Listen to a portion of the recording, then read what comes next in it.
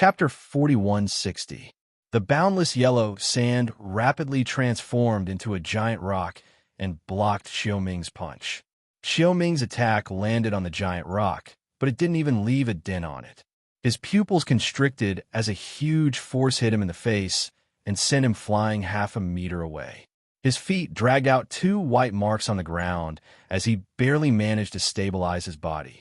A sweet and fishy taste surged up his throat. He tried many times, but failed to suppress it, and a wisp of blood flowed down the corner of his mouth. It was obvious that his meridians were injured. Both inside and outside the arena were dead silent. Everyone looked at the little girl in front of them, as if they were looking at a little monster. Earth Spirit? MHM. It turned out that this stoic face didn't only control 2 types of spirit energy. This Earth Spirit, Water Spirit, and Wood Spirit. She actually controlled 3 out of the 5 spirits. Xiaoming took a deep breath and cupped his hand slightly. He took a step back and said, "Your Excellency's skills are impressive. This one admits defeat wholeheartedly."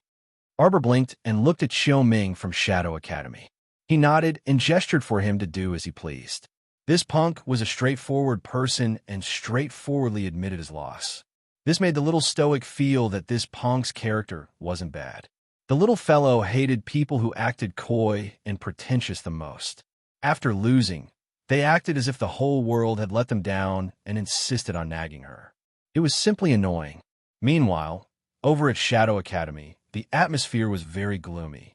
Zhao Yi, who was sitting next to Mu Xiaoxue, sneered with a cold face, "Look at how impressive the second city Lord Disciple is. Nothing much has happened yet, but he's already admitted defeat." Mu Xiaoxue was staring at the stage without blinking. After a while, she let out a long sigh and said in a very gentle voice, "This crown princess is truly impressive.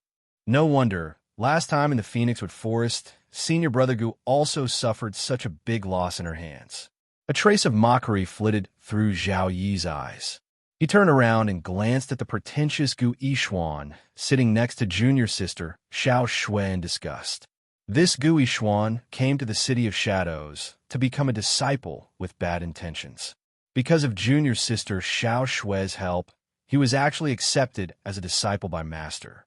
During this period of time, he had actually made a name for himself in the City of Shadows as a newcomer. Moreover, for this person, Master had specially made a trip to Medicine King Island to ask for medicine to treat external injuries. Thinking of this, Zhao Yi's eyes once again flashed with a haze, and his expression was extremely gloomy. Why would junior sister Xiao Shui fancy such a trash? How many level 10 soul masters were there in the City of Shadows? Why would junior sister look at this brat in a different light? The Gu family was not one of the top aristocratic families in Dragonflame City. At best, it could only be considered a second-class aristocratic family. In front of the City of Shadows, their forces were no more than ants.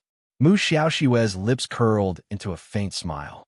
Her eyes seemed to glow with 5 different colors, filled with longing. Senior Martial Brother Zhao, that crown princess is really amazing. Even Senior Brother Qiu is no match for her. Why should Xiao Shui worship such a rude and unreasonable woman? Zhao Yi snorted disdainfully. A woman should be like junior sister Xiao Shui, elegant and gentle. What's wrong with fighting and killing all day long? Lin Zhen'er, who was sitting next to Zhao Yi, could not help but stiffen. Mu Xiaoxue hurriedly pulled Zhao Yi's sleeve and said softly, "Senior Martial Brother Zhao, don't say that." Chapter 4161. It would be great if Xiaoxue could activate her mystic meridians. She heaved a long sigh as her eyes wandered. It's a pity that Xiaoxue is useless. Zhao Yi hurriedly comforted her in a gentle voice, while Gu Yishuan turned to smile at Mu Xiaoxue and said, "Junior sister, there is no need to belittle yourself. Although junior sister does not have a cultivation base, she is an expert in the art of mechanisms and is familiar with all kinds of array formations.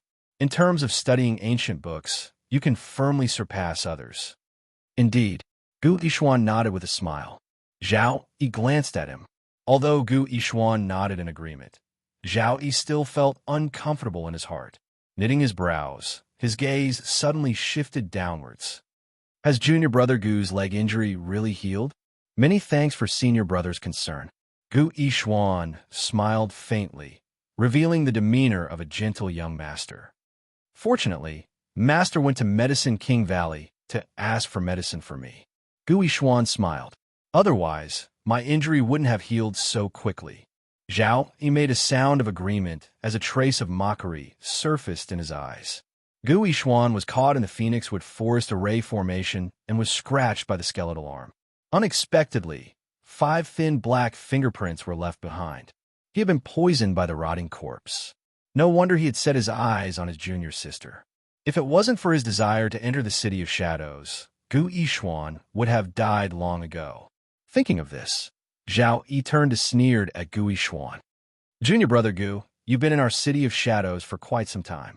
How about it? Do you want to fight in the arena? Fight for our Shadow Academy's glory. Zhao Yi said with a fake smile. Gu Yishuan didn't panic at all. He only looked up at Zhao Yi and said with a smile, Senior brother Zhao must be joking. I admit that my strength is inferior to senior brother Chio's. Even senior brother Chio was defeated. How can I defeat that stoic-faced crown princess? He said this, but there was nothing to be embarrassed about. After all, Xiaoming's cultivation was indeed much higher than his. Even Xiaoming had been defeated by the little stoic, so why should he, Gu Yishuan, stupidly go up and invite humiliation? Hearing this, Mu Xiaoxue also smiled and said, Senior brother Zhao, don't make things difficult for senior brother Gu. Senior apprentice brother Gu is new here, so there are many things you don't know. Mu Xiaoxue's gentle and considerate consolation drew a grateful look from Gu Yishuan. He only felt that the Miss Xiao Xue in front of him had an elegant appearance and a very gentle and generous personality. Compared to the little stoic who would make fun of people at the slightest disagreement, they were truly people from a completely different world. How could a terrifying woman like the little stoic girl compare to a strand of his junior sister, Xiao Xue's hair? The more he looked at Miss Mo, the more unbearable his heart palpitated. His decision to seek refuge in the City of Shadows due to the corpse poison on his ankle was indeed the best decision he had ever made in his life. Gu Yishuan smiled and nodded at Mu Xiaoxue. When she turned her gaze back to the arena, she happened to see Xiaoming slowly walking over to the Shadow Academy area. As soon as Xiaoming appeared, several Shadow Academy students couldn't resist glancing at him, and there was no lack of mocking and ridiculing words among them.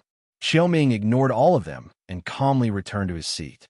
And at this time, the little stoic on the arena had quieted down again. She sat cross-legged in the center of arena number 6 and expressionlessly watched the fight on the opposite arena. That's right, it was Chi Nan on arena number 3. This punk was almost at his limit. Chapter 4162.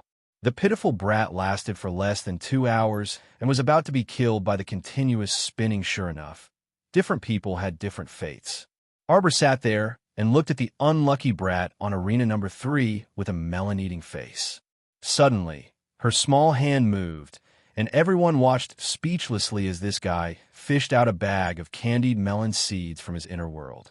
She sat there cross-legged and didn't need to recover at all. She just hugged a bag of snacks and ate them with relish while watching the intense fight on the arena. When she was thirsty from eating snacks, she took out a bamboo tube filled with spirit tea and drank a mouthful. Her black, beady eyes moved nimbly back and forth between the two people fighting to the death on arena number 3. Chi Nan reached out to feel for the talisman in his sleeve, but he seemed to have touched nothing, and his entire body stiffened for 3 seconds. And at this time, his opponent pounced on him and slapped Chi Nan's chest. Chi Nan seemed to have suffered a serious injury, and a trace of blood gushed out of his mouth with a poof. His opponent's eyes became increasingly bright like stars. Presumably, he thought that Chi Nan was about to run out of luck. He wouldn't be able to withstand his attacks very soon, just as he leaped up and abruptly charged in Chi Nan's direction. Chi Nan suddenly raised his right hand, and an explosion talisman landed on his opponent's face with a bang. After a thunderous boom, Chi Nan's opponent clutched his face and howled miserably and tragically. His entire body fell to the ground and rolled back and forth on the arena. Qi Nan stared at his defeated opponent with a sneer on his face as he proudly stood on the arena. The originally heroic youth had a high-spirited appearance. He had won in adversity, fought together for so long, and was still able to single-handedly turn the tide. If this got out, it would naturally be a beautiful story. But for some reason, when he glanced at the little stoic eating while expressionlessly watching a show, Qi Nan felt his balls ache for no reason. Why the hell did he have an impulse to violently beat up the stoic face in the depths of his heart? What was going on with her being so calm and unruffled, eating and watching the show? They were both defending the arena. As the champion, why did he look so much more miserable than her? How could this be? Zhao Yi from the Dark Shadow Academy challenges the champion of Arena number 3, Qi Nan. As the voice fell, Zhao Yi's figure flashed past the crowd's eyes and steadily jumped onto the third ring. Qi Nan's expression changed completely. I request to use the Ring Master's immunity expedient. I'm sorry, student Qi Nan. You've already used up your 3 chances of exemption. Qi Nan's face immediately turned ashen. Damn it. This man from the Shadow Academy, called Zhao Yi, he was actually so shameless. He was waiting for the moment when his body was on the verge of collapse to rush up and fight with him. The little stoic suddenly raised her small hand. Specially supplied with a bottle of spirit recovery medicinal liquid.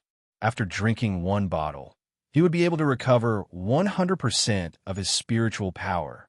2 million spirit coins per bottle. Do you want it? Everyone's heart, which had been calm when they saw her, was suddenly filled with a huge wave of emotions. All of them were cursing in their hearts, yet Qi Nan immediately nodded and said without a trace of hesitation, "I'll buy it."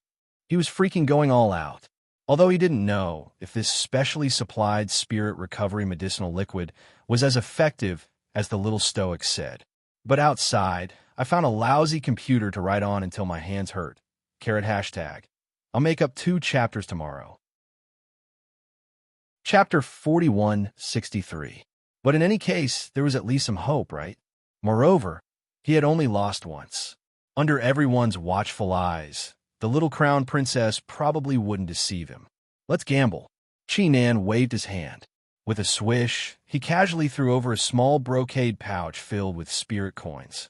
The little stoic grabbed that pouch of spirit coins and then tossed him a bottle of spirit-restoring medicinal liquid. Qi Nan gripped the spirit-restoring medicinal liquid tightly and uncorked the bottle without hesitation, draining it in 1 gulp. Everyone, what kind of situation was this? Why do they feel like this scene had become a bit dramatic? The champion of Arena number 6 threw a bottle of spirit-restoring medicinal liquid to the champion of Arena number 3. They had a common enemy. Shadow Academy's Zhao Yi's face was filled with cold fury. A mocking smirk even surfaced on his lips. What kind of spirit-restoring medicinal liquid could fully recover all of one's spiritual energy? Even if it was a godly spirit-restoring medicinal liquid, it still required time to regulate and recover, right? That was why this girl was simply indulging in wild fantasies and telling lies. Arbor simply ignored the disdain in Zhao Yi's eyes. Ignorant and ill-informed people always lived in their own world, always thinking that what they couldn't do, others definitely couldn't either. There was naturally nothing to say to such people. Zhao Yi retracted his gaze, and his cold gaze landed on Qi Nan. This Sanzhou Talisman patrician family's main disciple was said to be second only to the Qi family's 8th young master. Even if his cultivation wasn't the most outstanding, ordinary people simply couldn't do anything to him when paired with his yellow-level talisman practitioner combat strength. However, mockery flitted across Zhao Yi's eyes. How could an arrow at the end of its flight defeat him? Zhao Yi swiftly pulled out a gray iron sword and slashed it at Qi Nan without a second word. What kind of joke was this? How could he give Qi Nan the time to consume spirit medicine and slowly recover? In Zhao Yi's opinion, Qi Nan's 2 million was simply a joke, a waste of money. What? Zhao Yi's expression stiffened slightly, and a sudden change flashed across his expression. Chi Nan's incoming sword strike was incomparably swift, so fast that he simply couldn't react in time. In the blink of an eye, the spiritual energy that Chi Nan had gathered with her sword suddenly appeared in front of him. Quick! It was so fast that Zhao Yi thought his eyes were playing tricks on him. After all, Chi Nan's spiritual power and physical strength were almost at their limits after going through a series of battles. The speed at which he drew his sword naturally couldn't be compared to when he was in high spirits when he first set up the arena. But now, Chi Nan actually recovered swiftly under everyone's watchful eyes. How is this possible? Zhao Yi expressed that he simply could not understand. Chi Nan caught the medicinal liquid the little stoic tossed over. It hadn't been more than a minute since she took it. He recovered just like that? Zhao Yi dodged Chi Nan's sword attack and sneered. Chi Nan, I think you've really lost your mind. What kind of medicine do you think that stoic face can give you? How can a medicinal liquid that can instantly restore your body be anything good? It must be an evil item. Don't take it too hard now. When the competition is over, you'll lose all your power and your cultivation. That'll be fun. When Chi Nan heard this, her entire body couldn't help but tremble slightly. Zhao Yi's nonsense truly struck a chord in her heart. Other people definitely didn't experience it as thoroughly as the person involved. This bottle of spirit-restoring medicinal liquid. Chapter 4164. It was truly miraculous. After he ingested it, he could feel his depleted spiritual energy being endlessly regenerated from his dantian within a few minutes. His entire body seemed to be soaked in a hot spring, emitting a cool and refreshing warmth. Chi Nan cast a shocked glance at Arbor, but the little girl only glanced at him indifferently, then continued to drink tea and eat snacks. What a pain in the ass. What exactly was she trying to express with that glance? Was there something wrong or nothing wrong? Chi Nan waved her hand to parry Zhao Yi's sword, but she was muttering in her heart. Unexpectedly, the power of this sword was so great that it almost knocked the flying sword out of Zhao Yi's hand. Zhao Yi's expression instantly became extremely unsightly. He didn't expect that when he went on stage to challenge a person whose spiritual energy was on the verge of depletion, the result would be unsatisfactory. Of course, all of this was caused by the stoic face. If it weren't for that stoic face's superfluous act of selling a bottle of spirit-returning medicinal liquid to Chi Nan would have already been thrown off the stage by him. The points that Chi Nan had previously earned should have all been inherited by him. Despicable, despicable stoic face, despicable to the extreme. While Zhao Yi was bewildered, the gray iron sword in his hand continuously slashed and stabbed at Chi Nan. He truly forced Chi Nan to the edge of the stage. Now, he could only resort to trickery to win. When Gu Yishuan saw this, a faint trace of mockery flitted across the corner of his eyes. Mu Xiaoxue sat next to him, tightly wringing the handkerchief in her hand, and said softly, "Will senior sec brother Zhao be okay? Why does it seem like he's slowing down?" Even an ordinary woman without any cultivation could see that Zhao Yi was at a disadvantage in Chi Nan's hands. How could the other cultivators not see it? Below the stage, more than half of the people looked at the lively Chi Nan with measuring gazes. More than half of the people looked at the young crown princess, who was sitting upright and still, as if they were looking at a weirdo. Terrifying. What kind of medicinal liquid did the young crown princess have in her hands? How could a guy who was like a drowning dog be instantly transformed into a dragon, a tiger, and a tiger in high spirits after drinking a bottle of it? But the young crown prince consort was still expressionless. When she saw some people glancing at her, she completely ignored them. After eating and drinking his fill, he put away the food and closed his eyes to meditate. She actually didn't need to adjust her breathing, nor did she need to recover. For a person who had been idle for 2 to 4 hours without anyone challenging him, he was so idle that he could just sit there and count mushrooms. Since he had nothing to do, he might as well go into seclusion and cultivate. After all, he blocked his 5 senses and 6 senses. After entering seclusion, the surroundings were no longer as noisy. It was too noisy. This group of people was like a bunch of idiots. They were going to compete here for 7 days and 7 nights, and they weren't even allowed to leave for a meal during this period. The competition itself was simply sick. At this moment, a student from the royal school could not help but cry out, "Hey, look at that young Master Chi. Aren't his attacks getting faster and faster?" Yes, yes. Amazing. The Crown Princess's bottle of spiritual revitalization medicinal liquid worth 2 million spirit coins is really worth it. Not only was it worth it, it was simply a great discount. If it was a life and death struggle, think about it. How much of a change would this bottle of spiritual revitalization medicinal liquid bring to the entire battle situation? Chapter 4165. Only now did everyone know that the little Crown Princess was actually helping that Chi-Nan. They couldn't help but secretly criticize her in their hearts. The little Crown Princess really did things as she pleased. They heard that their talisman aristocratic family and Tsang State's Chi family competed with each other, and there were quite a few disdainful existences. They didn't expect the little Crown Princess never played her cards according to the rules. She casually helped whoever she saw pleasing to the eye, and whoever she didn't see pleasing to the eye, for example, this Zhao Yi. They really didn't know how Zhao Yi had offended this little devil to be treated like this. The onlookers couldn't help but feel a faint sadness for Zhao Yi.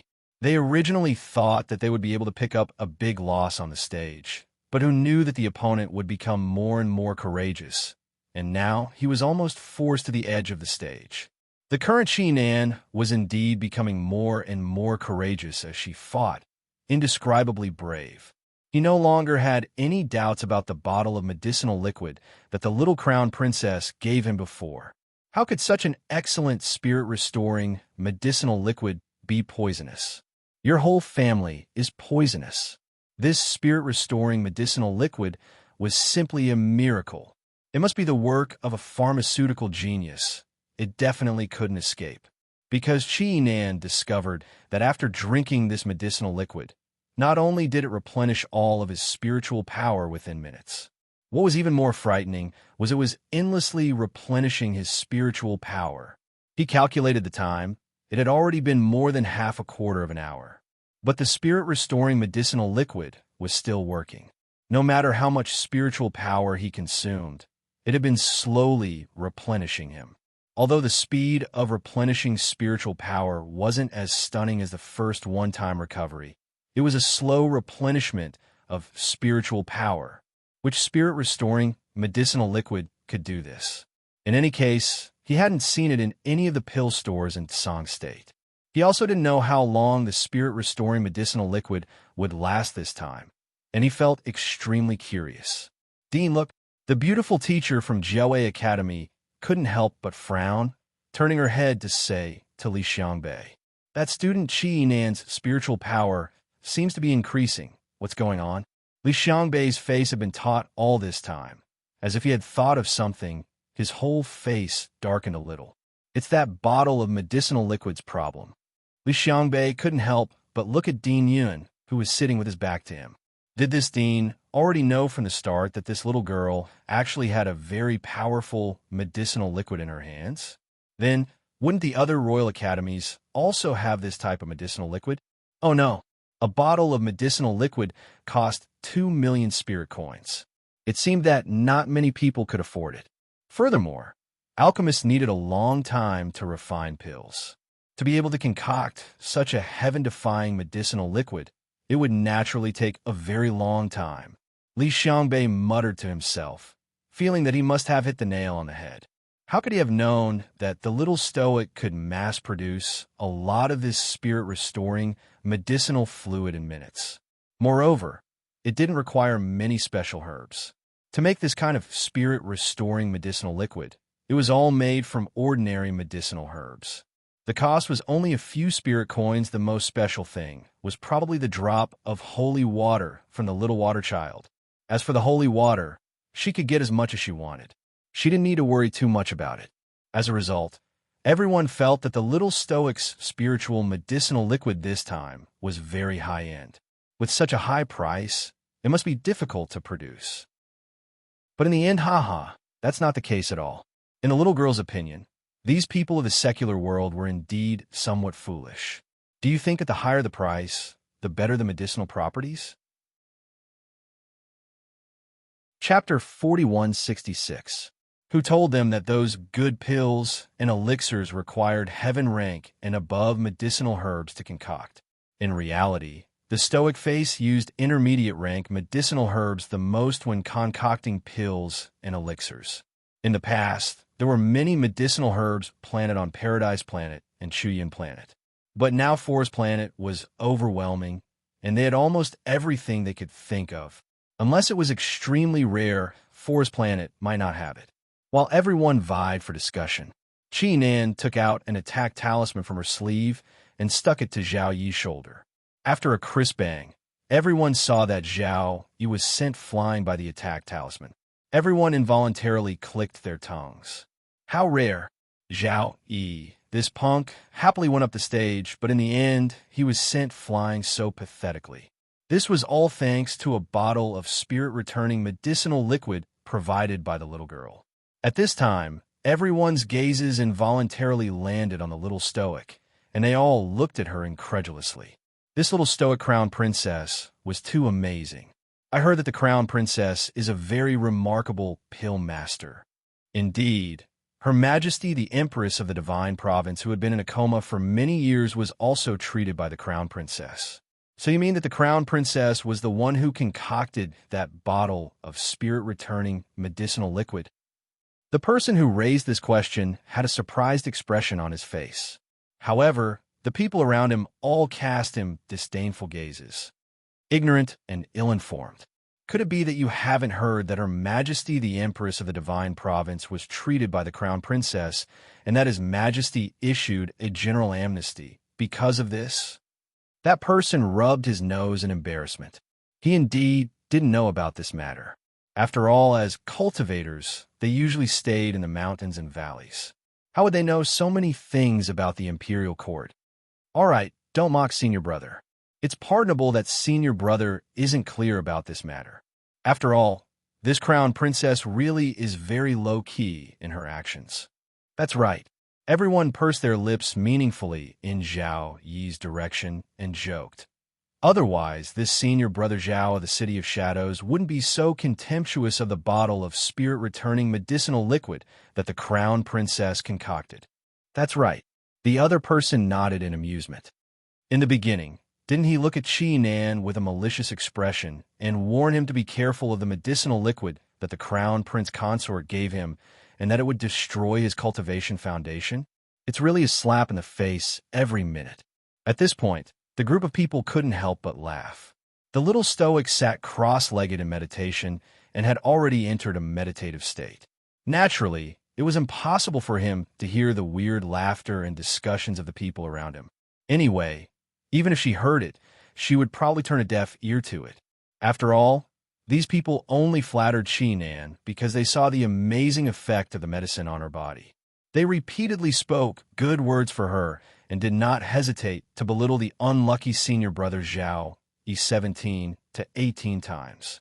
In terms of character, these people were not much better than Zhao Yi. The group of people below were in a heated discussion. The outcome of the battle between Zhao Yi and Chi Nan had already been decided.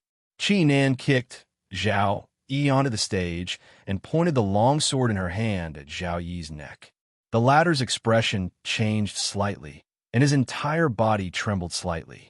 Only then did he close his eyes with a dejected expression.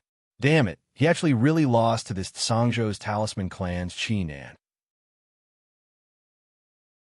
Chapter 4167. You're just taking advantage of the crown princess of the divine land. Zhao Yi still managed to sneer. Naturally, he was unconvinced. Who will be convinced? He was supposed to be the winner. Chi Nan was so tired that he was about to collapse. In the end, the little crown princess threw a bottle of liquid medicine over. That damn Chi Nan seemed to have been injected with chicken blood. The more she fought in this battle, the more spirited she became. What kind of logic was this? Chi Nan was also very excited. He held his sword and stood still. He pretended to be very tired and was about to sit down cross-legged. Gu Yishuan stood up from his seat and flew to the arena. He said calmly, "Gu Yishuan from the City of Shadows. I'd like to learn from you." The audience was in an uproar. The brothers and sisters from the City of Shadows were really shameless.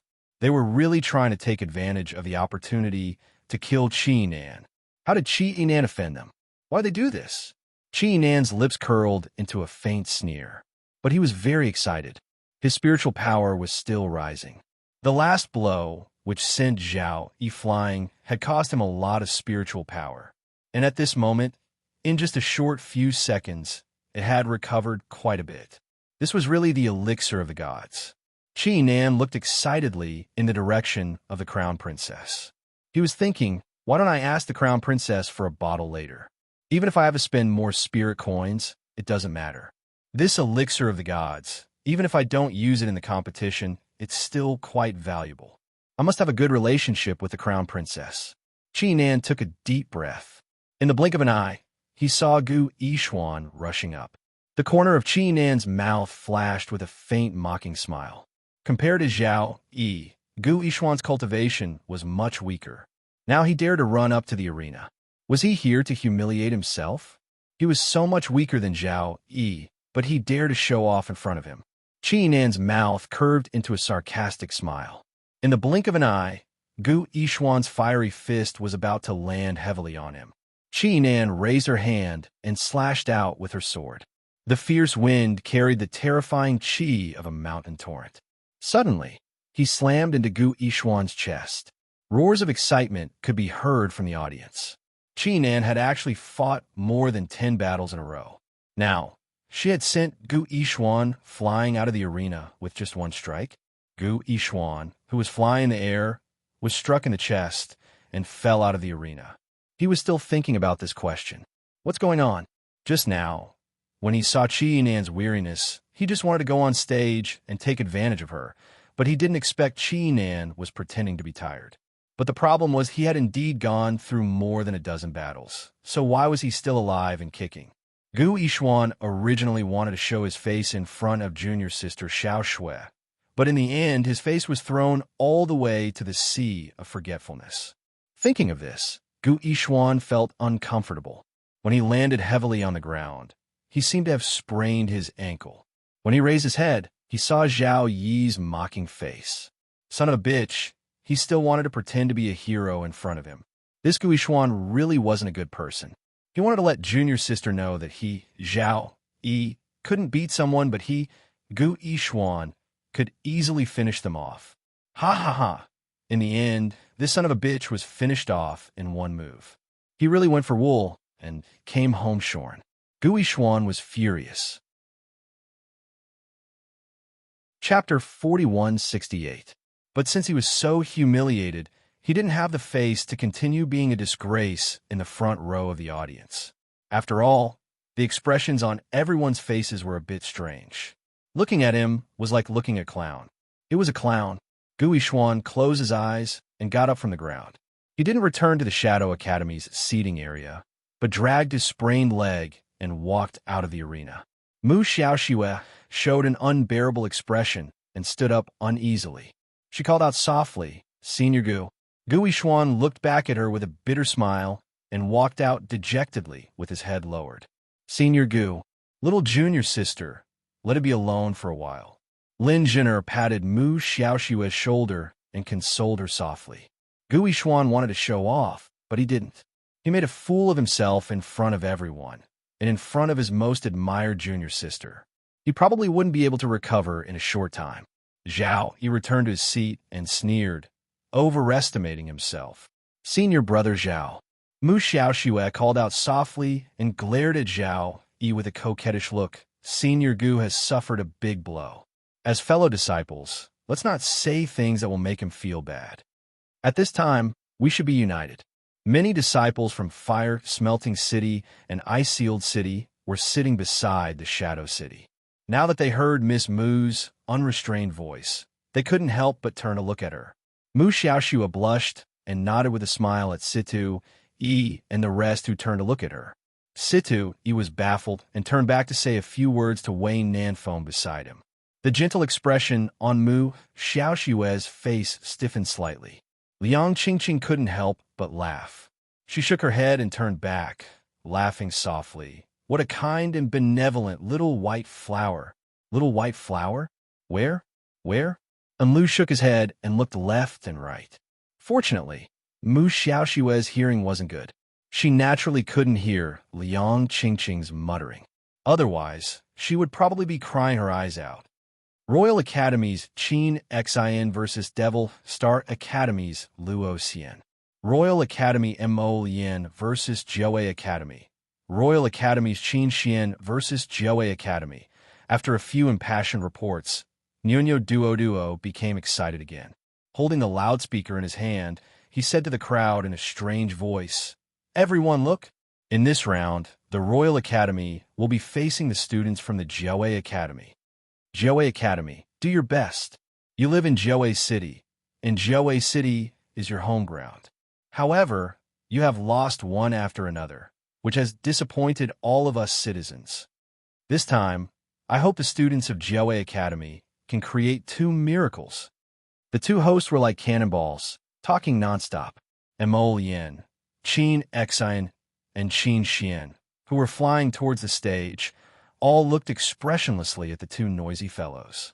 Three pairs of beautiful eyes that were either cold or mocking instantly silenced those two fellows and made them leave the stage obediently. Without any suspense, he rolled away. Otherwise, they could still talk for a while. "Really? Let the competition begin," the two hosts shouted in a loud voice. That Fiend Star Academy's Luo Xian chuckled as she looked at second young Master Qin, who was dressed in a moon-white academy uniform and had sharp brows and starry eyes. Chapter 4169.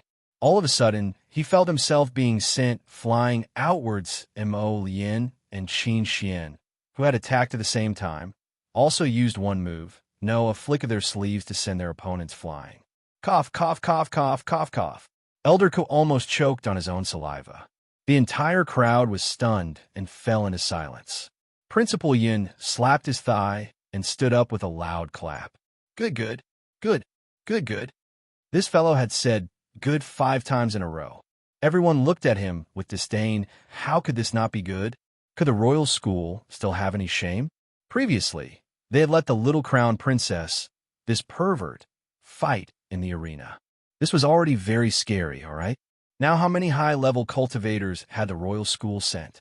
Ha ha ha ha ha. Principal. Elder Ku's old face twitched, and he raised his hand to tug at the corner of his shirt. He couldn't help but call out again, "Principal." How could he not be excited? Look at this villain's smug face, too freaking weird. As the principal of a school, how could you laugh so wildly in public? Where would Li Xiangbei from the Joe Academy put his face? There was indeed no way to put it down. There was nowhere to put it. It was too embarrassing. Once they met, he didn't even have time to say, "Please take care of me," before he was flung out of the arena. He even fell with a bloody nose and a swollen face, with crooked eyes and a slanted mouth. The despicable royal school, they definitely did this on purpose. Purposely embarrassing Li Xiangbei. Purposely making him go crazy. No, he had to calm down. He couldn't fall into that scum Yun Piaomiao's trap. The more he laughed wildly, the more he had to calm down. Calm down, calm down. Li Xiangbei took a few deep breaths before he managed to suppress his anger. At this moment, Mo Yin, Qinda, and Omega Kataku had already floated down from the arena and walked over casually. This was intolerable. Li Xiangbei couldn't help but say coldly, "Everyone from the royal school is indeed unusually cunning. You actually used such a method to defeat our Joe Academy." "What do you mean?" Yin Piaomiao couldn't help but glance at this guy. She snorted and said, "What nonsense do you want to say now? Don't hide it, just say it all. I don't have the time to listen to you blabbering all day long and slandering the reputation of the Royal Academy." "Are they not?" Li Xiangbei said angrily. "Are these people really students from the royal school? Ignorant and inexperienced?" Yin Piaomiao said proudly, "Our royal school accepts talents from all 3 continents. How is he not a student of the royal school?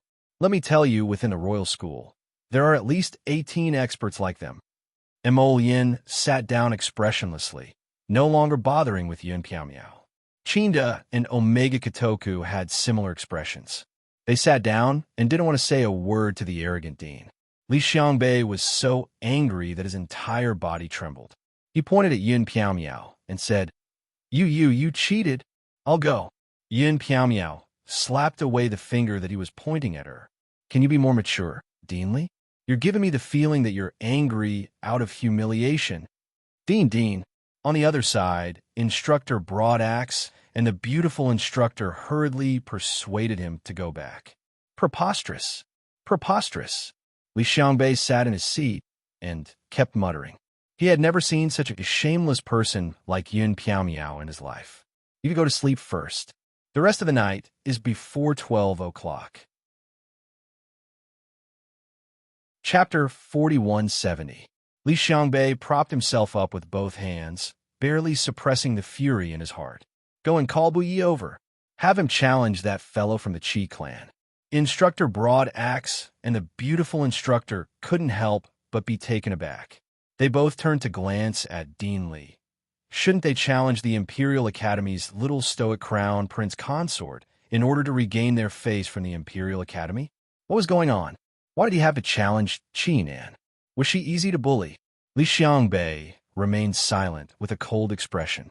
2 hours had already passed since Qi Nan drank that bottle of medicinal liquid. Evidently, the effects of that spirit-restoring medicinal liquid were about to wear off. Li Xiangbei was very clear that once Qi Nan's medicinal effects wore off, Qi Nan definitely wasn't Bu Ye's match. Even though this Bu Yi was extremely difficult to control and had many demands. But now he was at his wit's end. If he didn't let him go on stage, was he supposed to watch helplessly as Jiaowei Academy set a remarkable record of 0 wins? Look at how unlucky Jiaowei Academy was from the start of the competition until now. When they encountered the Royal Academy, they lost. Either they lost or they lost. It practically cast a shadow in Li Xiangbei's heart. This damned Yun Piao Miao.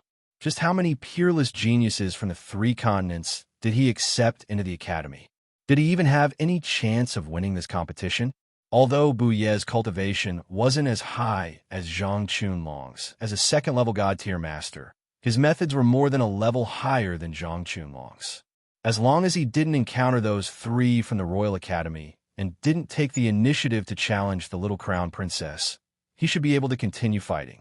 Li Xiangbei lowered his voice and said, Hurry and go. Take advantage of the fact that the crown princess of the Divine Province is in closed-door meditation to have Bu Yi challenge Qi Nan. Everyone was probably very clear on how unlucky Qi Nan was when this young man, named Bu Yi, jumped onto the stage. Qi Nan felt that oppressive aura rush toward her and knew things weren't looking good. This person's aura was too tyrannical.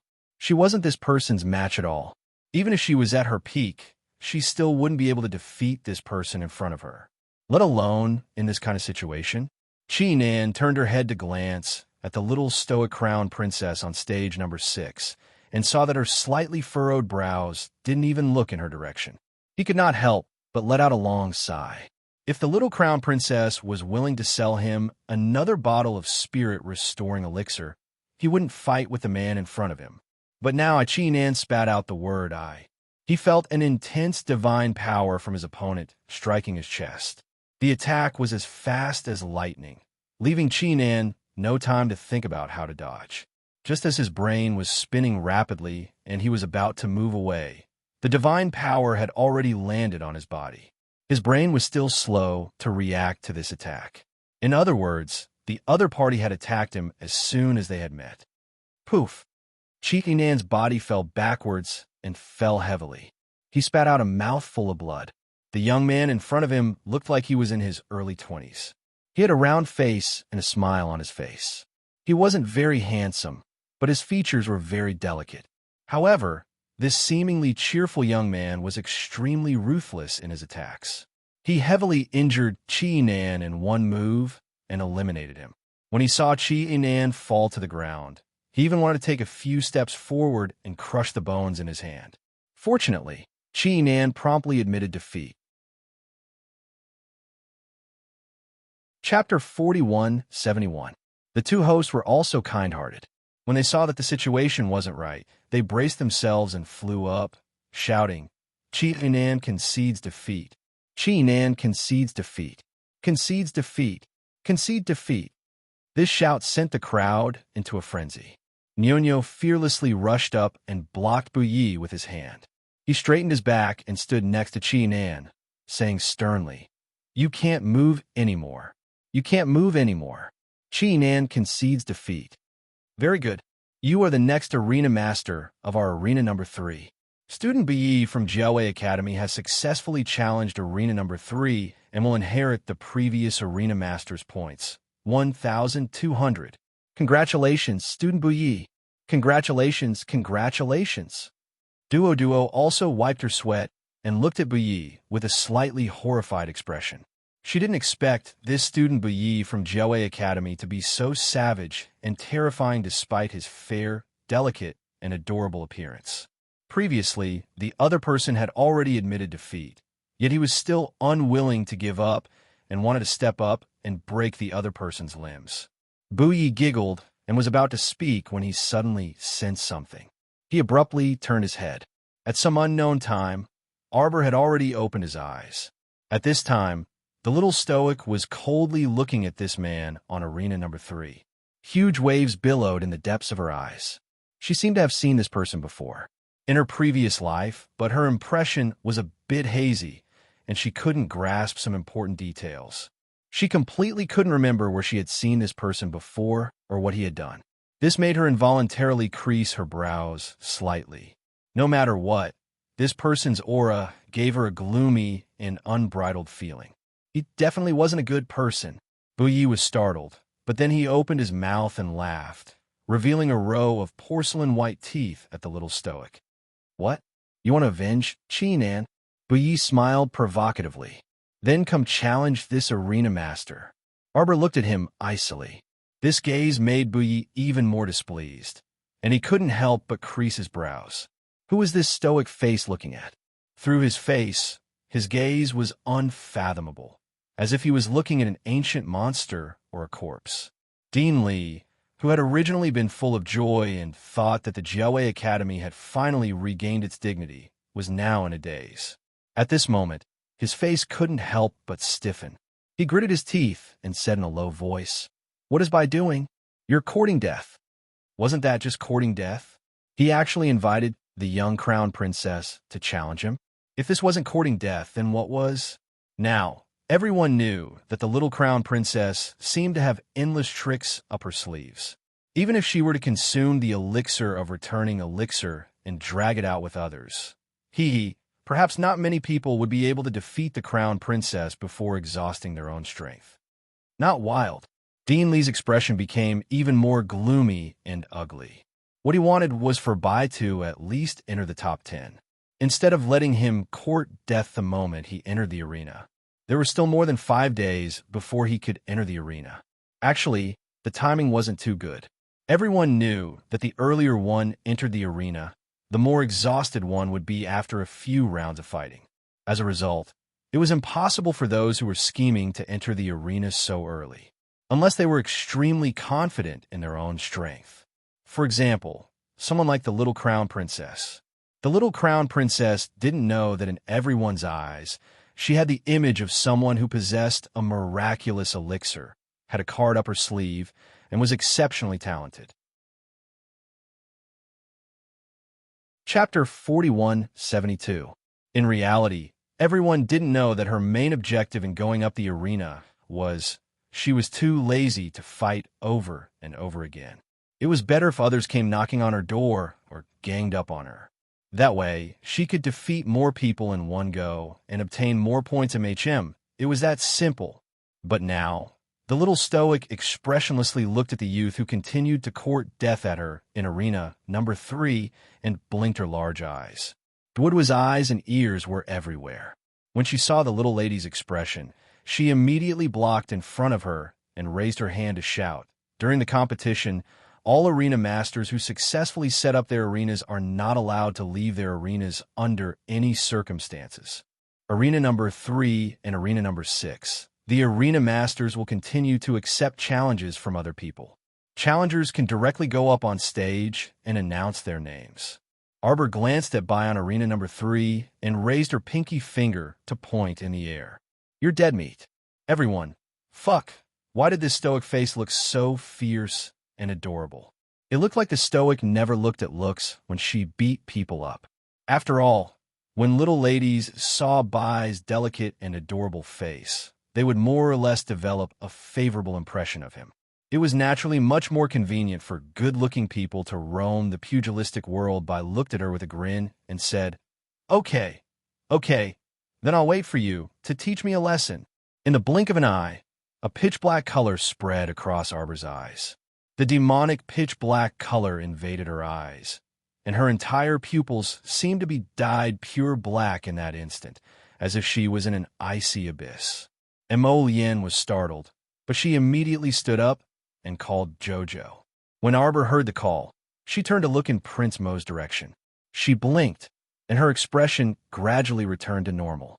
Only a pair of large, watery eyes stared unblinkingly at the crown prince, seemingly a bit aggrieved. Imogen was alarmed, but she also let out a slight sigh of relief. Just as he was about to fly to his wife's side, he heard Omega Kitoku say coldly, You can call her back for a moment, but can you call her back for a lifetime? Eldest young, Serchin lightly waved his fan. How strange. Does this little fellow know that person called Bai? As far as I know, this Bai has always been in the Divine Province and has never been to the Lower Star Domain. Eldest young Serchin asked with a chuckle, May I know when the little stoic met him? Imogen naturally wouldn't satisfy Eldest Chin's curiosity, so she merely turned her head and coldly glanced at him. This one isn't wild. It's said that he used to be from the Liu family of Cangzhou. However, a few years ago, he suddenly poisoned his own family and killed everyone in the night before hurriedly fleeing to Joe City. He's doing well in the black market. Eldest young Serchin waved his fan and generously shared all the information he knew with everyone. How could this kind of person have any interactions with the little stoic? The little stoic's expression just now was very strange. For a moment, the way he looked at his enemy seemed to be somewhat similar to the way he looked at his second brother. This little thing had a lot of secrets on it. He really couldn't see through it. Students, as long as you're on stage 3, you'll be able to challenge me. You can get a free bottle of spirit-restoring elixir. If you succeed in the challenge, you'll get 10 bottles for free. Eldest young Serchin wanted to ask more questions, but he heard an icy and crisp voice cut him off. The crowd immediately went into a frenzy. When everyone heard this, they thought, Fuck, if you succeed in the challenge, you'll get 10 bottles of spirit-restoring elixir worth 20 million spirit coins. Instantly, they all eagerly signed up for the challenge. That's why it was said never to offend a pill alchemist. You'll be out of luck. The 10th watch ended. Chapter 4173. Naturally, being bullied by the little stoic as a target, Bai was so angry that the veins on his forehead bulged. He wished for nothing more than to directly scold her. Fuck, why was this little stoic so hateful? His face, which had always been smiling like a tiger, almost couldn't hold it in. Pill alchemists were amazing. Fuck, pill alchemists were indeed amazing. Look, it was only a few sentences, but they could stir up the wind, clouds, sun, and moon. Many people scrambled to curry favor and jumped on a ring number 3 one after another, shouting, Challenge! Challenge! Challenge! Challenge my ass! You have to line up for a challenge. Duo and Yunyo were grinning from ear to ear as they repeatedly said, As expected, everyone's fighting spirit is high. Don't worry, everyone has a share and can fight. Everyone, line up and sign up one by one. Student Bai, you have to be careful. Duo turned around and looked sympathetically at the red-faced Bai. Normally, you'll be challenged consecutively after 10 rounds of ranking matches. Please prepare as soon as possible. Nyunyo also nodded heavily. Be careful, Student Bai. Bai's expression was extremely unsightly. Below, Li Xianbei's expression was even more unsightly. Wei looked up and saw Yun Piao Miao's smiling face that deserved a beating. He truly felt that it was extremely irksome. How pitiful, Yun Piao said with a smile. I didn't expect that everyone would line up to beat you up as soon as you stepped onto the stage. Headmaster Li, I sincerely sympathize with you on behalf of all the teachers and students of the academy. Li Xiangbei naturally couldn't keep his old face. It was stretched taut and abnormally frightening. Ha ha ha ha. Headmaster. Elder Ke couldn't resist twitching his mouth. If he were Li Xiangbei, he also wouldn't be able to restrain himself and would probably slap this guy to death. Headmaster Li was still able to keep his composure. Yun Piao flicked the non-existent dust under his clothes and turned his head to snort. Who told him to come looking for trouble all day long? Who else would the headmaster attack if not him? Elder Ke gave him a look that said, if revenge breeds revenge, will there ever be an end to it? At the same time, the people lining up for ring number 3 had already formed a long line at the passageway below the stage. Damn. Judging from the situation, could it be that there are about 300 people? Qin Jiu couldn't help but exclaim. Eldest young Sir Qin waved his fan with a smile. Oh my, so pitiful. Nothing good ever comes out of offending that little fellow. Omega Kitoku pursed his lips. On the other hand, Ming Yasi seemed to have thought of something as he silently lowered his brows. Why isn't everyone speaking? Eldest young Sir Qin asked with a wink. Let's continue our previous topic.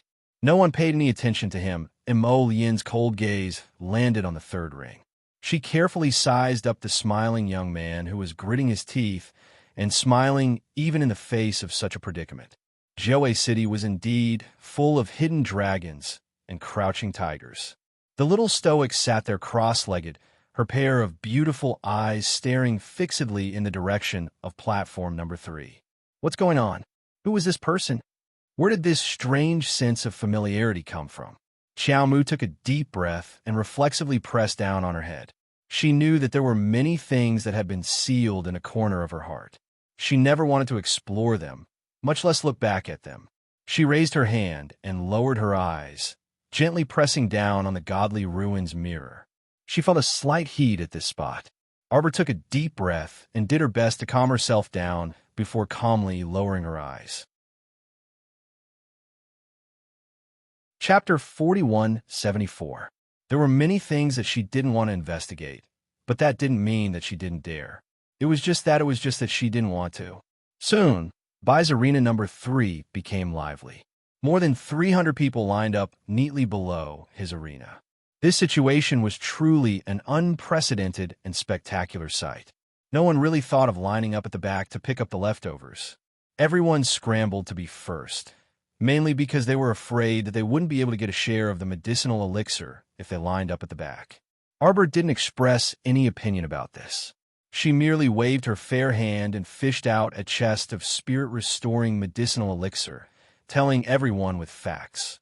Don't panic. Everyone will have a share, and there will never be any left. Eldest young Sir Qin's eyelids twitched fiercely. Holy shit, this little lady was too ruthless. Directly taking out a chest of spirit-restoring medicinal elixir. How could they endure this? The 7th young lord, Qin Chong, who was sitting at the side, smiled sarcastically and said, "How extravagant. If it were me, I would also want to go up and fight." Qin Jiu immediately jumped up. "I'll go." 7th Qin's expression turned ugly at once, and he turned back to glare fiercely at Qin Jiu. He reprimanded, "Why are you joining in the fun?" Upon seeing this, Qin Jiu chuckled mischievously and said, "Of course I also want that bottle of spirit-restoring medicinal elixir." All right. Eldest young Sir Qin chuckled as he smoothed things over. "Since little Jiu wants to go, then let him go up and try. Don't tell me you aren't curious about that bottle of spirit-restoring medicinal elixir." 7th Qin snorted and reflexively touched his left arm, gazing coldly at 5th young Sir Qin, who was sitting next to him. Ever since that incident with Feng Yulin, his left arm had been broken by the little lady's ferule, and after returning to the clan, he had been whipped 30 times. Thanks to her, his injuries hadn't completely recovered yet. This little lady was innocent and cute on the outside, but she was a pitch-black mass on the inside. She truly had a rare heartlessness and callousness. The battle on arena number 3 was in full swing, and everyone eagerly leaped over there. Because everyone quickly discovered that as long as they could persist for more than a minute on arena number 3, they would receive a bottle of spirit-restoring medicinal elixir. And everyone who took the special spirit-restoring medicinal elixir would discover that their essence, energy, and spirit would recover without restraint. Even though he had used all his strength, after the battle with Bui ended and he left the arena, he still found that his spiritual power naturally recovered very quickly within 2 hours. They finally understood why Chi Nan from the Chi family was getting more and more aggressive. So it was because this spiritual returning elixir had a sustainability. After he told the others about the special effects of the potion, more and more people came to challenge him. Finally, after 6 hours of nonstop battle, the medicinal pills that could be used on him were all used up. Therefore, he could only grit his teeth and announce that he was giving up on defending the ring. Li Xiandong's old face was so dark that it couldn't be looked at. Especially when he turned his head and saw Principal Yun's smiling face. He felt anger rising from his heart. Damn it! When Bui jumped down from the stage, he glanced darkly at the little stoic. At this moment, the stoic face's eyes were wide open, and her gaze was icily fixed on him. Suddenly, he raised his hand and shouted, "Where are the crown princess's personal guards?" Everyone was speechless. The fan and eldest young, Sir Qin's hand fell to the ground with a clatter.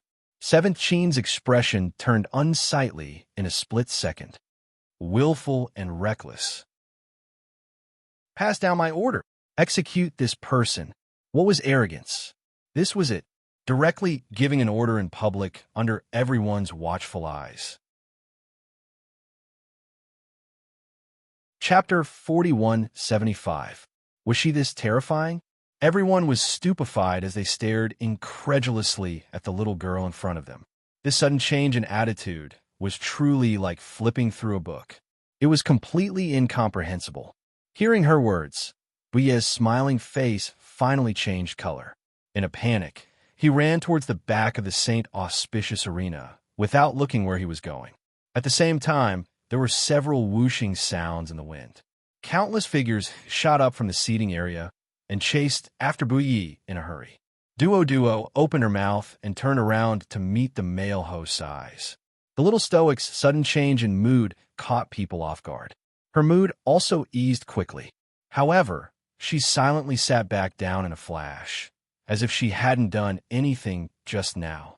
She silently sat on stage number 6 and lowered her eyes in silence. Just like this, after 6 days of fighting, the final day of the Heavenly Origin ranking competition finally arrived. Regardless of whether they were competitors or spectators, both on and off the stage, the majority of people had extremely comical panda eyes and were mentally exhausted. The deafening cheers on the surrounding stages also became much softer.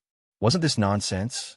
Fuck, why don't you try making a person continuously shout in excitement for 7 days and 7 nights? Can you still live properly? I am Sir Jojo's section break. Go in. After being shoved by someone, Mu Rochuan stumbled into the room and immediately felt like she had nowhere to step. Red and gold curtains were hung in the room, and it was extremely clean. Smoke curled in spirals, and the furnishings were clean. Against the window was a small table made of gold and silk, and a white jade saucer was placed on top of it. The fragrance of tea permeated the air, unable to conceal the flourishing atmosphere in the room. For a moment, Mu Rochuan had a strange feeling that she seemed to be in a dream. Who are you people? As the Mu family's eldest miss, Mu Rochuan naturally had seen the world. She wouldn't be dazzled by this fragrant room, and her mind was clear and calm. However, she was dressed in rags, covered in filth, and her hair was unkempt. Standing in this boudoir and stepping on the thick, furry carpet, she felt like she was standing on the tip of a needle, extremely out of tune with this place. Who was it that brought her here? Mu Rochuan looked up and saw a beautiful yellow-clothed woman walk in. She bowed to her and said with a smile, "Miss Mu, please wait a moment. My master will be here soon." Mu Rochuan stood there, feeling a little uneasy, but when she thought about it again, she realized that she was just a cripple now. Even her beauty was gone. When a person loses everything and has nothing else to lose, why should they be afraid of anything else? So she just stood there in the fragrant room, her eyes downcast, not saying a word. Your temperament is much steadier than before. A faint voice came from behind the gorgeous bead curtain. Hearing this familiar voice, Mu Rochuan instantly raised her head and stared at her with wide eyes in shock. Mother. Mu Rochuan was slightly agitated. His hands, which were hanging by his sides, involuntarily moved a little. Mu Qingya's gaze fell on her, and she sized up her daughter.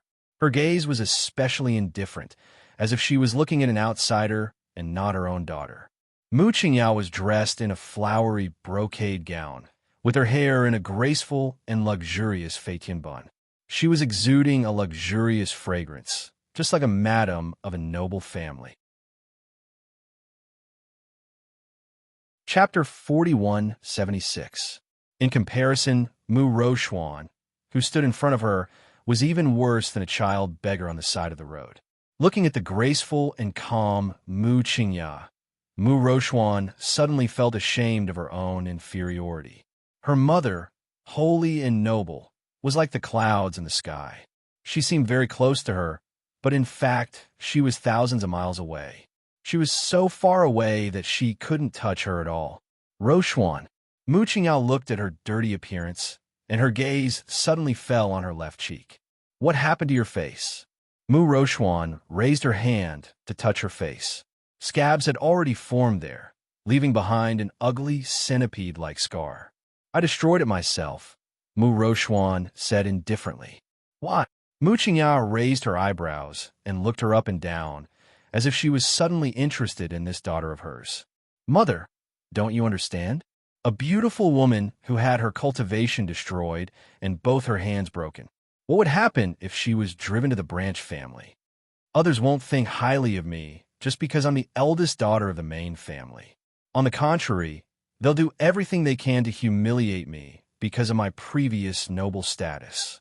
Only by destroying this face can I continue to live my life with integrity. If she hadn't made the prompt decision to destroy her own face back then, perhaps she would have become a plaything in the hands of the young masters of the branch family. Mother, I didn't expect you to be such a chaste woman, Mu Qingya said indifferently, but her eyes revealed that she couldn't agree with her. Actually, as far as one's life is concerned, those worldly possessions are nothing. Reputation is just an external possession. Rochuan, you've disappointed me too much. To a woman, the body can be an extremely lethal weapon. You can use your beauty and body to do a lot of things, Mu Qingya said calmly. If you were willing to give yourself to a powerful young master when you went to the branch family, you wouldn't be in such a sorry state now. You're useless with a disfigured face and a broken hand. Mu Qingya frowned and criticized mercilessly. Although your father broke your hand and threw you out, your hands were still damaged. However, if the injury on my hand had been carefully nursed back to health and treated with medicine, it wouldn't have ended up like this. Your hand is completely crippled. What can you do in the future? Mu Rochuan's eyes widened in disbelief as she stared blankly at her mother. At this moment, she felt as if her heart had been shattered into pieces and was being mercilessly stepped on by someone else. She felt as if her heart had been crushed into mud. This was her mother, the mother who gave birth to her and raised her. He kept telling her how a woman should use her body to get what she wanted. Was this the mother that she had always respected? Her generous and magnanimous mother who treated everyone with gentleness and gentleness? Mu Rochuan felt that the woman in front of her was too unfamiliar and terrifying. So, you actually used your body to exchange for your current position and glory in Tianyin? Mu Rochuan instinctively felt sarcastic and couldn't help but laugh out loud. Mu Qingya looked at her daughter coldly. The yellow-clothed woman's expression immediately changed, and she shouted angrily, How dare you? How dare you be so rude to the hall master? Mu Qingya raised her hand and stopped her from scolding.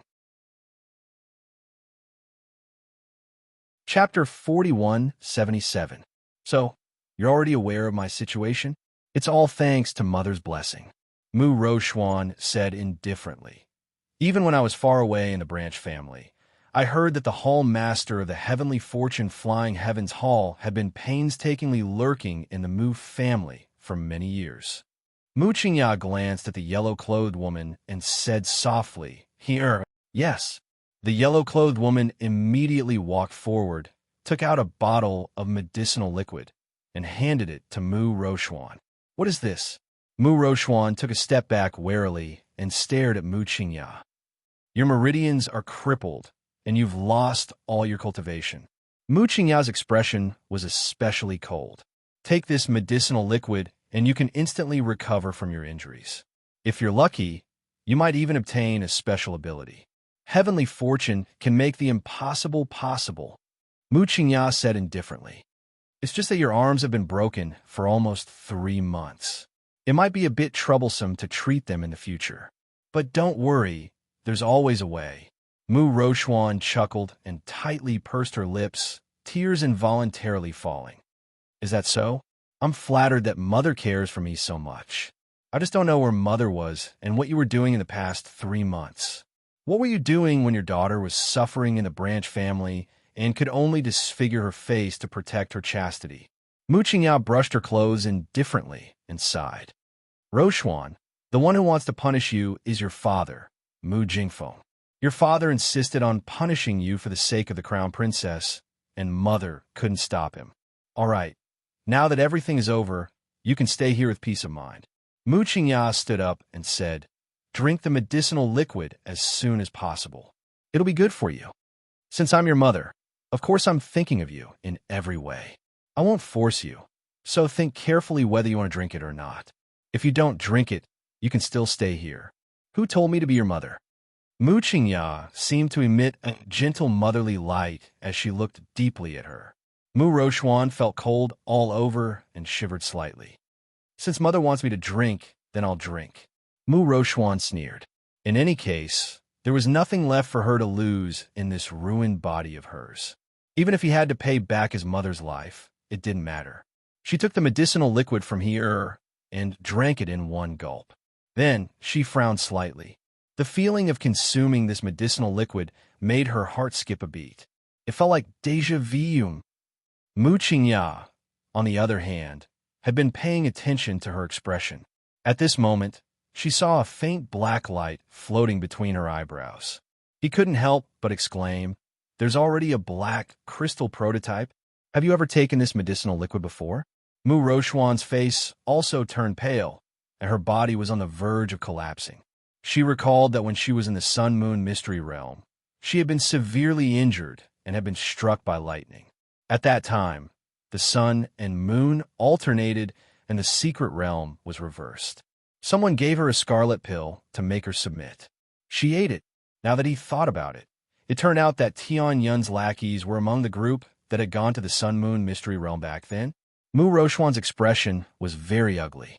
She originally wanted to nurture this daughter well, but the black crystal was very magical. When she swallowed the medicinal liquid, whoever she swore to would be her master. Chapter 4178. She didn't expect that someone had already taken a fancy to Mu Rochuan's talent. That's right, Mu Qingya thought that even if Mu Rochuan's cultivation was lost, it didn't matter. As long as she was transformed by Tianyun's basic mutated medicinal liquid, her body would recover one day. It would be even better if she could comprehend a special ability at that time. Moreover, with Mu Rochuan, her daughter who was proficient in talismans and spells, she could train more talisman and spell masters for her. Without mystic energy, she naturally couldn't draw high-level talismans, but at least she had a brain. But now it seemed that Mu Rochuan didn't have a brain at all. She had already recognized someone in the organization as her master. It was impossible for her to absorb her into the flying paradise. Damn it! Mu Qingya took a deep breath and looked at Mu Rochuan for a long time with an ambiguous gaze before saying faintly, "Take her away." This daughter was arrogant, conceited, and stupid. How could she have crawled out of her stomach?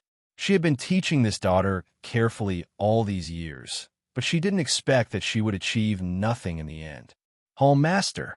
A man in black entered the room and cupped his hands to Mu Qingya. "Han-chan, what's the matter?" Mu Qingya waved her hand and let take Mu Rochuan away. Now she really didn't have the strength to talk nonsense with this idiot. "Hall Master, the people in the Hidden Moon Hall that you asked me to keep an eye on just used a large number of teleportation talisman arrays. Do you know where they went?" Mu Qingya suppressed the haze in her eyes and said solemnly, "It should be Joe City." Lord Jojo was counting mushrooms. Yin Piao stood up and narrowed her eyes at the blue, cloudless sky in the distance. Elder Ku beside her also stood up with a dignified expression. "It seems that many people are coming here." The competition was coming to an end. It was less than 2 hours before the end of the competition. So at this moment, everyone seemed to have been injected with chicken blood and were full of vigor. Yelling and shouting were incessant. A group of onlookers jumped up from their seats, and there was a bit of chaos below the stage. Everyone had been sitting for so long. Some began to walk around the field, while others wanted to fish in troubled waters and squeeze to the front. Just as everyone was laughing and joking while watching the competition, a strange and sharp whistling sound came from afar from the horizon. Ordinary people didn't know what was going on, but the cultivators all looked solemn. Some cautious people had already begun to be on full alert. Ho-ho-ho-ho! The giant wings flapped its giant wings, creating a dull wind sound. The people sitting in the front row, the bird's name Joe, what's that? Is that a bird? Or a monster? They saw a giant 9-headed bird dragging hundreds of carriages, flying towards them at a rapid speed, blotting out the sun. People A's group. Look, right, Senor Do Duo, who didn't know what was going on, appeared beside them out of thin air and said with a smile, "Student Emo Yin from the Royal Academy. Do you want to challenge Student Arbor?" Emo Yin glanced at them in annoyance, grabbed Arbor's hand, pulled it behind her, and said in a deep voice, "Enemy attack, disperse." Chapter 4179. As they spoke, the strange 9-headed bird had already descended above their heads. It flapped its huge wings, and its pair of sinister little eyes flashed with an incomparably vicious light. Arbor was shielded behind Emolien, and only her pair of cold eyes stared at the strange 9-headed bird above them. This fellow was extremely large. When it flapped its wings, it created a gust of wind that was like a whirlpool, blowing the people below off their feet.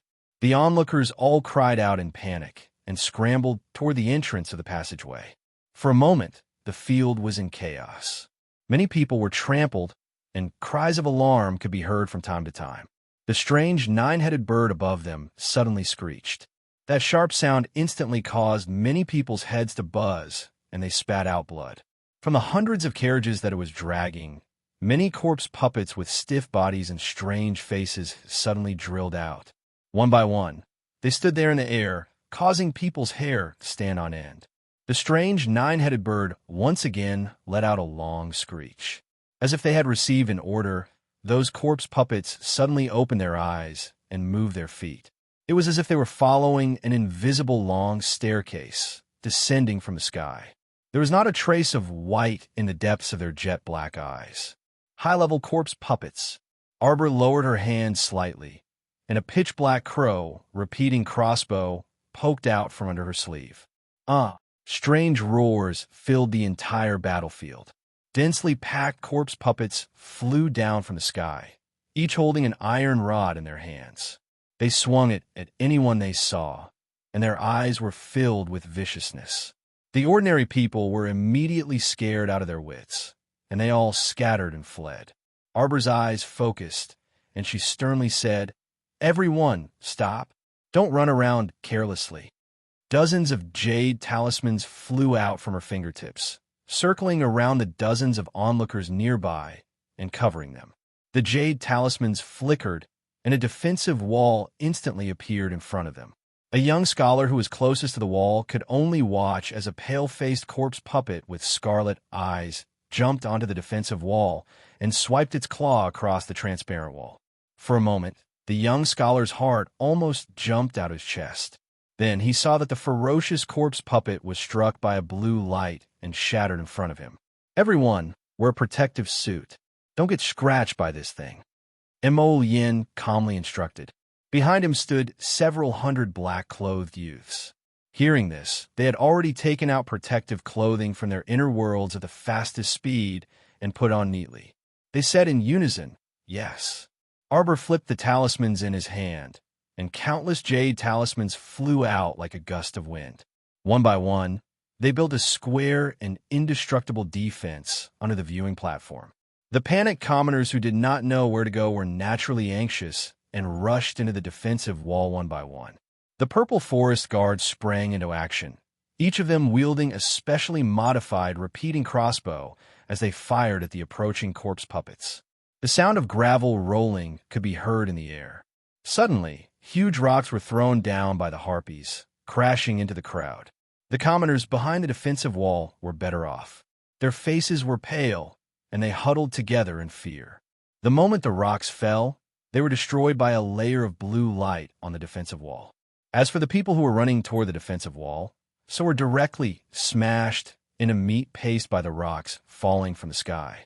Some of them were smashed head-on onto the rocks. Their legs trembled a few times outside the rocks, and then they stopped breathing. Chapter 4180. More corpse puppets leapt forward, grabbing people and biting them without regard for anything else.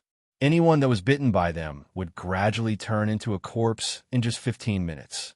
Their entire body started to tremble numbly and stiffly as they quickly joined the corpse puppet army.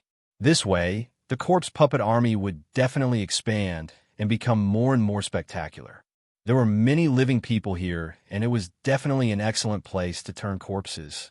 Arbor's expression was grave as he looked in front of him. Situ Yi, Liang Qingqing, and the others had already joined the battle with a group of fire-smelting city and ice-sealed city disciples. They waved the sharp blades in their hands and quickly pierced the crystal cores in the heads of the corpse puppets. The nine-headed strange bird that was flapping its wings gave off another shrill shriek. All the corpse puppets seemed to be guided by something and instantly surrounded the crowd as though they had been injected with chicken blood. They surrounded the defensive wall and slammed heavily against it. The normal people hiding behind the defensive wall were almost scared out of their wits at this time. They kept praying inside, hoping that this transparent defensive wall could hold on a bit and not be torn apart by the corpse puppets. Otherwise, the people inside would all be finished. As the sounds of fighting rose everywhere, people continuously picked up the weapons on the ground and fought with their lives on the line against the corpse puppets. Arbor shot out a few black gold arrows and killed a few high-level corpse puppets that were approaching. His face was filled with silence.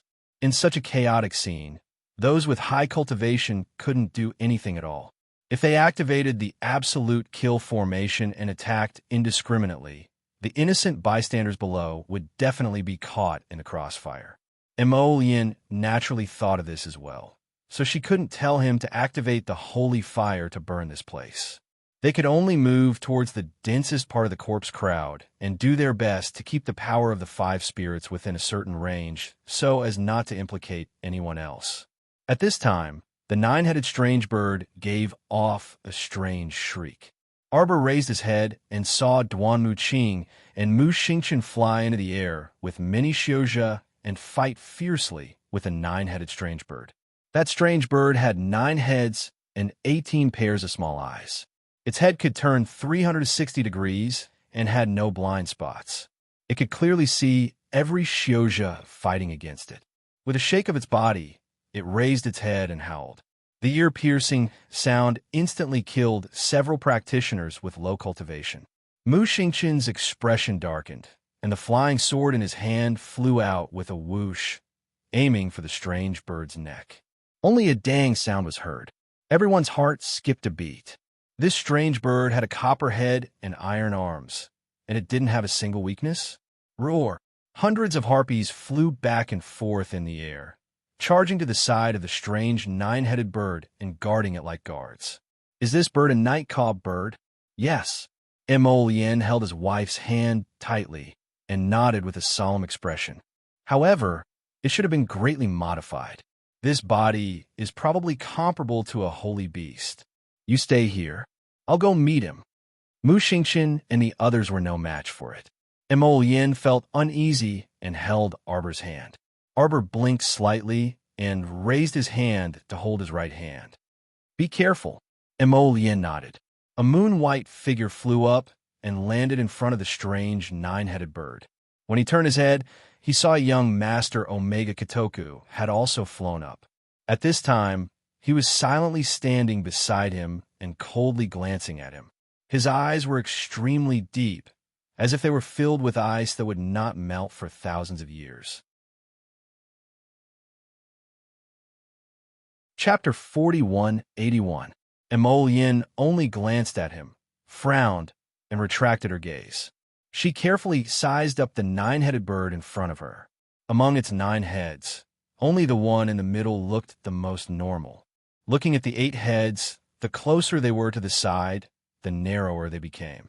The 2 heads on the left and right were only slightly larger than an adult's fist. Their facial features were strangely squeezed together, like a sarcoma that had been cut several times. Black moon flashed in her hand, and a black flame climbed up. Without saying anything, it chopped towards the 9-headed bird's head. The strange bird let out an extremely unpleasant shriek, and its 2 sharp claws slapped. Although its body was excessively large, its speed wasn't weak.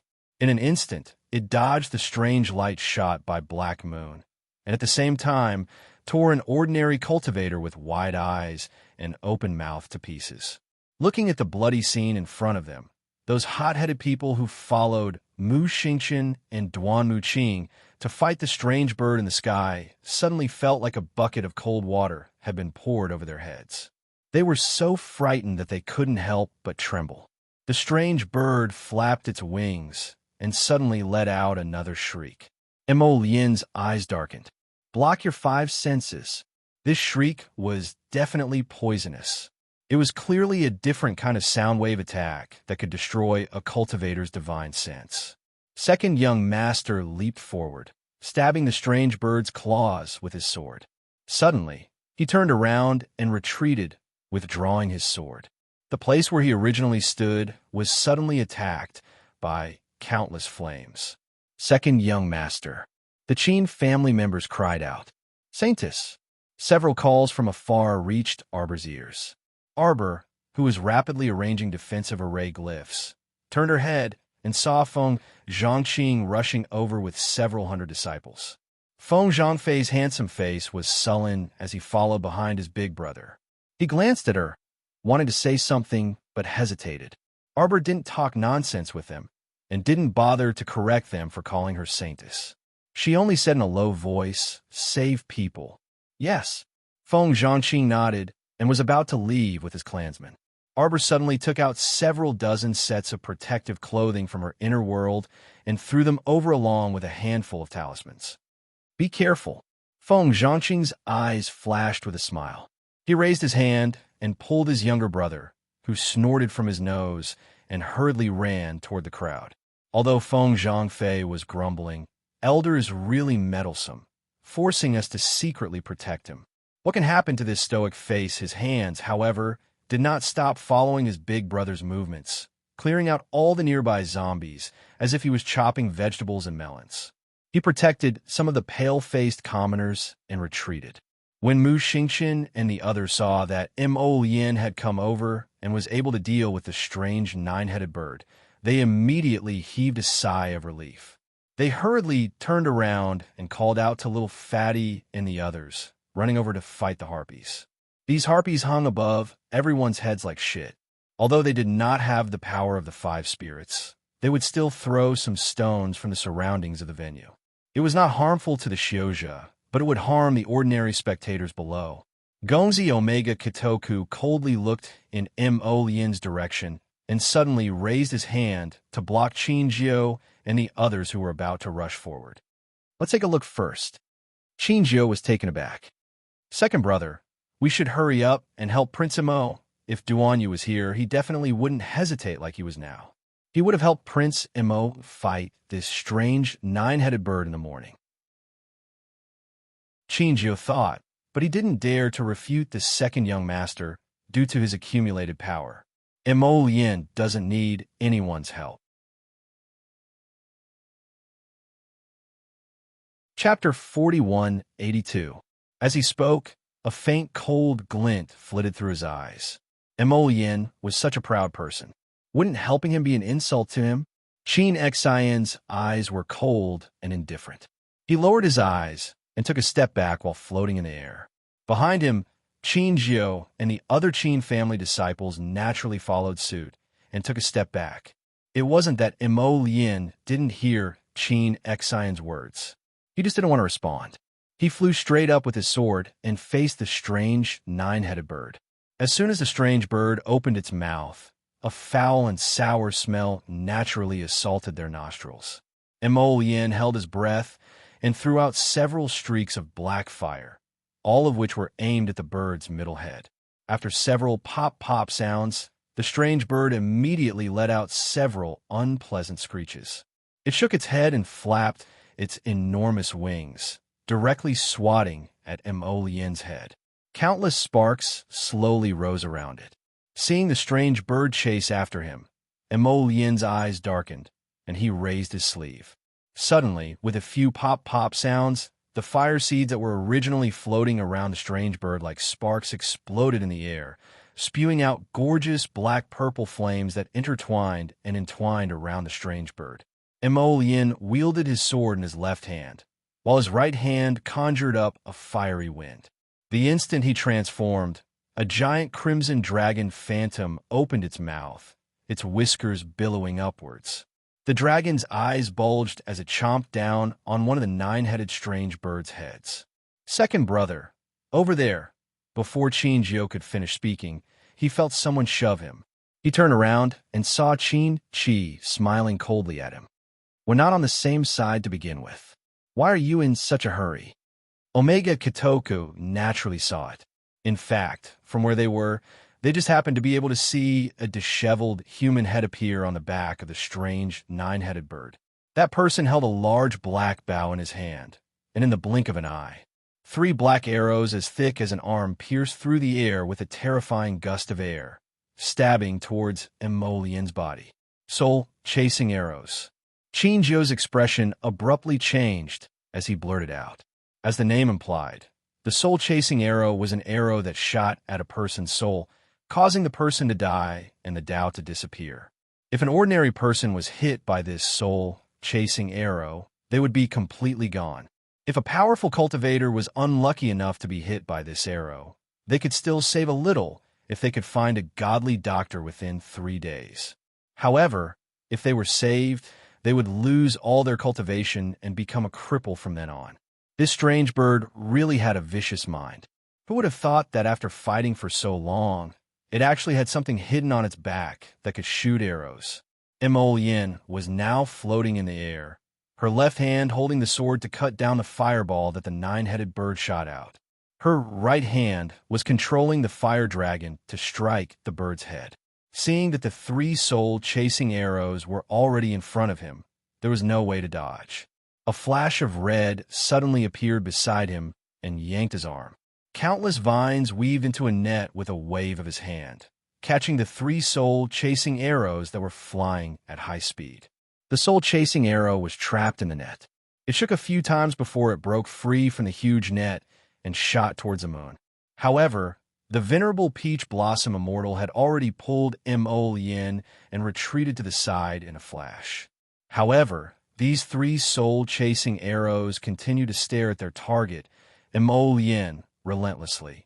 The venerable Peach Blossom Immortal's eyes darkened. With a wave of his hand, hundreds of wooden vines flew towards the strange nine-headed bird. In a matter of minutes, it was encased in a huge cocoon. Emolien moved forward in a flash. Black Moon flew out of her hand and rapidly pierced into the middle head of the strange nine-headed bird like a shooting star.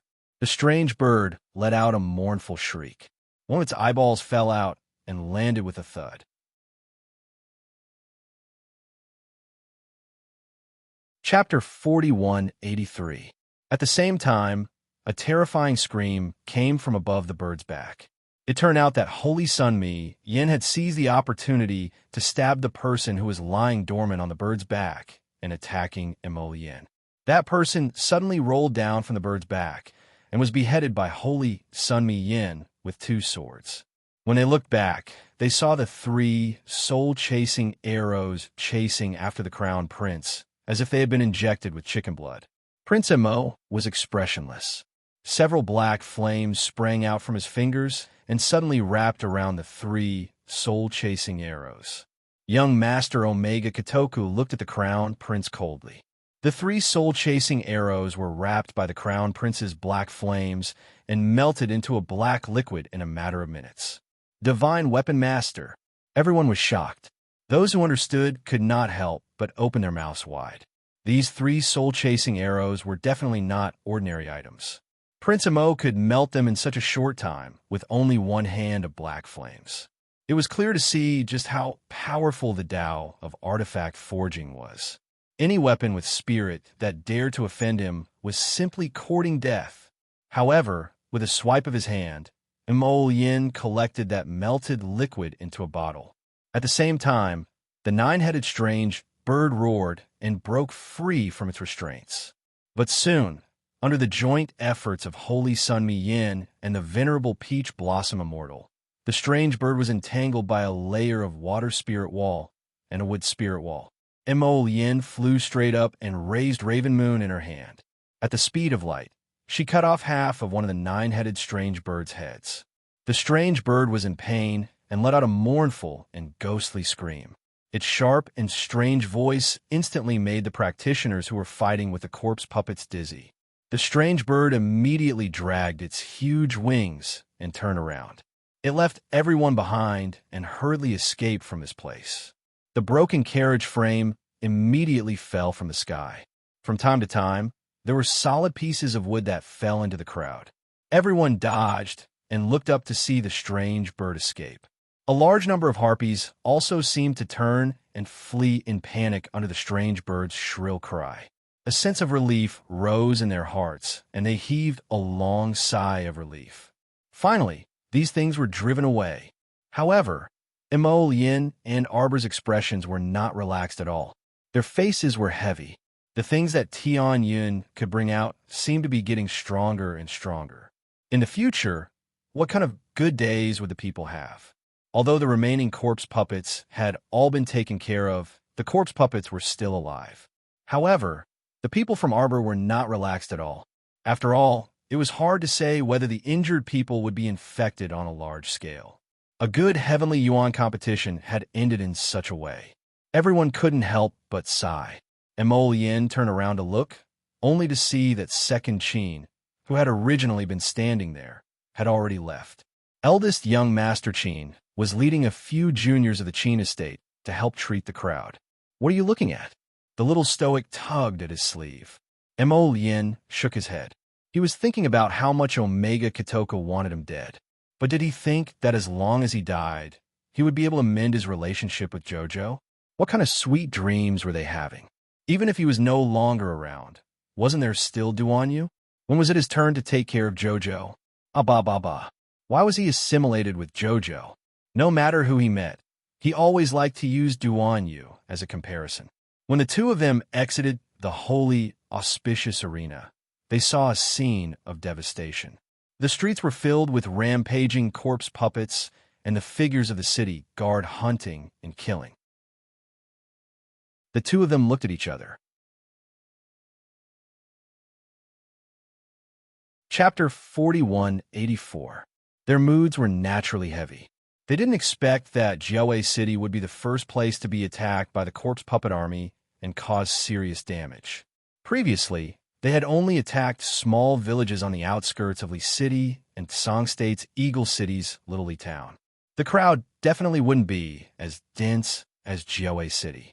So Tian Yun's actions have begun to escalate. Quick, catch him. Don't let him escape. After an angry shout, several people wearing the City Lord's Guard uniform quickly rush in their direction. How could the stumbling woman who was running at the front with 2 half-grown children in her hands outrun those ferocious guards behind her? One of the guards raises the broadsword in his hand and slashes at the woman's head without a care. Yin flicks her finger and a gust of wind flies out, directly breaking the blade. Half of the blade bounces off with a clang and is stuck in the wall at an angle. The expressions of the guards suddenly change. They turn to look at the blade stuck in the wall, then turn back to look at the handsome man in the school uniform, who is as clean as the wind. They uniformly take 2 steps back. The stone bricks on the wall are very thick, they're very clear. If one's cultivation isn't high, how can one flick the blade into the wall? The woman hurriedly grabs the 2 children and scrambles behind Yin and Arbor, begging for mercy. "Young master, young miss, please save us. Save us." "What are you doing?" Arbor's cold eyes look at the burly men in front of him. Since when can ordinary people be killed wantonly in this city? There are always some animals who take advantage of the chaos to make a fortune. Are these people guards or robbers? The leader of the guards still politely salutes them with cupped hands. This woman has traces of being bitten by a corpse puppet. "We are following orders." "No, no." The woman screams in horror. She doesn't care if they are in public and directly pulls up her sleeves to show Arbor. "Young miss, young master, they are wrongly accusing me. I have never been bitten by a corpse puppet.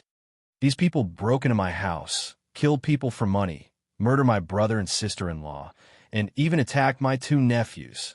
Therefore, the most chaotic thing was still the human heart." Arbor's eyes coldly swept over those people, and the corners of his mouth curled up in a cold "R, kill them." "Miss, what are you doing?"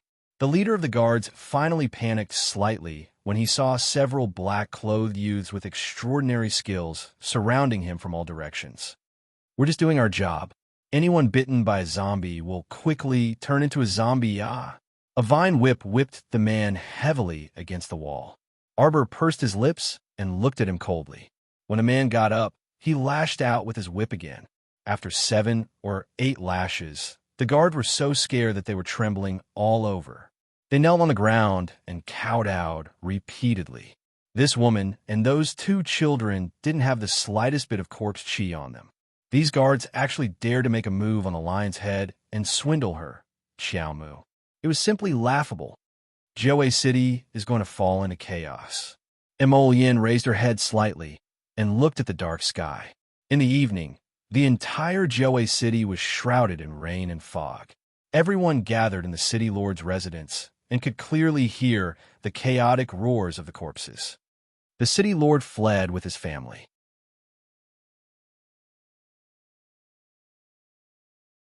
Chapter 4185. This son of a bitch. The bad-tempered instructor broad axe slammed his fist on the desk, his expression extremely unsightly. Just now, they received news that Joe Academy had also been attacked by zombies and suffered disastrous casualties. Many students were also injured, and they didn't know if they would mutate in the future. The city was currently in chaos, and everyone could only retreat to the city lord's estate to discuss a countermeasure. Everyone, the current situation is not optimistic at all. "We plan to withdraw from Joe City for the time being," said instructor He Wei of the City of Shadows. "If we leave now, what about the citizens of the city?" Someone immediately questioned. "If we don't leave, what can we do if we stay here?" He Wei lowered his eyes and said very calmly, "Do you still not understand?" Tianyun came prepared this time. He clearly wants to occupy Joe City. Arbor glanced at this instructor from the City of Shadows and nodded in his mind. He was a sensible person. Kenyon's move was to occupy Joe City as a stronghold. They planned to bring everything to the table and deal with it. Mu Xiaoxua said softly, "I think we should help them as much as possible and take away all the citizens that we can. For example, the several hundred people hiding in the city lord's estate. We naturally have to help them if we can." Hearing this, Liang Qingqing glanced at her and sneered. "How do you know if anyone has been bitten inside? What if they mutate midway back? Do you have the corresponding protective measures?" She had always been straightforward and said whatever was on her mind. But this impetuous tone was grating to the ears of Zhao Yi and Gu Yishuan, who were eager to protect her. Zhao Yi slapped the table and said angrily, "How can you say that? Little junior sister is just being kind. Liang Qingqing was also a bit angry. No matter how she heard it, she felt that this man calling Mu Xiaoxiu a little junior sister was irritating. Her stoic little junior sister was still cute. Why did this little junior sister of the City of Shadows look so vexing? Situ hastily stopped Liang Qingqing and said aloofly, "It's not that we don't want to help others, but we have to take care of our own people before helping others." Although the little stoic didn't utter a word, her eyes expressed her agreement. Mu Xiao Shui hurriedly stopped Zhao Yi and nodded at Sita. This young master is right. Xiao Shui also has the same thoughts. Since that's the case, let's discuss how to save them. The fire-smelting city's city lord lifted his sleeves and sat down. He glanced at the icebound city's city lord beside him. Which area does icebound city plan to go to? Everyone had long been accustomed to the discord between the two city lords, so they didn't find it strange. They all gathered together and looked at the city map on the table. Jiaowei City was a very large city, and its population was very scattered. These academies, from teachers to students, added up to less than 7,000 people. They could only do their best. They would save as many as they could. Once they left the city, this place would quickly become a gathering place for corpse puppets. Tianyin also had his own considerations when choosing the location. For example, Jiaowei City was a lawless area that didn't belong to the 3 states and had nothing to do with the 4 major cities. It was already benevolent of them to lend a helping hand. What do the 2 crown princes think? Mu Xiaoxiu asked softly. Everyone's gazes landed on Mo Lin and Ming Yasi. Akir glared fiercely at Mu Xiaoxiu. Chapter 4186. What do you want to say? You want our Ming province to take in those filthy and useless people? Akir haughtily lifted her chin and coldly swept a glance at Mu Xiaoxiu. If you want to be a saint, you should take these people back to your City of Shadows. In any case, your City of Shadows is comparable to Ming province's capital, so it can definitely accommodate these people. Mu Xiaoxiu's small face paled slightly, as though she didn't expect this Ming province girl to be so shrewd. Mocking her as a saint as soon as she opened her mouth, Liang Qingqing curled her lips in amusement and flashed to the little stoic side. Little junior sister, let's go out for a walk. The atmosphere was so foul that she could feel a gloomy atmosphere even if she stayed in the room. She didn't want her little junior sister to suffocate. The little stoic nodded. When the two walked out hand in hand, they happened to see a group of people walking into the city lord's estate's main hall. When the leader saw her, he immediately gave her a dirty look. He didn't even look at her and directly led the group of people to walk past her. Liang Qingqing immediately knitted her brows and turned to glance at that haughty girl. This girl looked to be 18 years old. She was pretty and beautiful, and her lips were gorgeous. However, her chin was slightly sharp and narrow, giving her entire face a bit of sharpness. "Who is it?" Liang Qingqing asked in a low voice. Someone on the other side had already announced clearly, "Medicine King Island's Miss Ni Hanji has arrived." Liang Qingqing couldn't resist rolling her eyes as she watched the 2 rows of Medicine King Island's guards clear the way and escort the girl to the table. "You know her?" Liang Qingqing pulled the little stoic out the door. Arbor nodded. "I've seen her a few times. Medicine King Island's island master's daughter. She's a high consecrator's disciple." "Fuck, I thought she was the future island master. Wasn't she just a consecrator's disciple?" What a grand show of extravagance. It really scared Qingqing to death. After the 2 of them left, they naturally didn't pay attention to Ni Hanji's movements. Ni Hanji walked in front of everyone and said aloofly, "Medicine King Island learned that something happened in Jiaowei City and sent us to help." Ni Hanji had originally followed the Lin family to join in the fun. Previously, she had been arrested along with Lin Mioer and Gu Yisin to the capital's prison. Fortunately, the Lin family and the Medicine King Island had worked together to mediate, and she had finally been released from prison. In order to make amends, the Lin family naturally granted her every request. He thought that Ni Hanji was in a bad mood, so he accompanied her to Jiaowei City to watch the competition and relax. Who would have thought that they would encounter such a thing? Originally, And Hanji didn't want to get involved in the muddy waters of Joe City. It was just that he had received a message from the island master not long ago, so he reluctantly accepted it. The Medicine King's Island is a place of benevolence and care for the poor commoners. And Hanji said with an indifferent expression, "This time, Joe City has met with a great disaster, and the commoners are suffering. If they need any elixirs, medicinal liquids, and the like, Medicine King Island can give everyone a 30% discount and sell them cheaply." Everyone could not help but look at each other.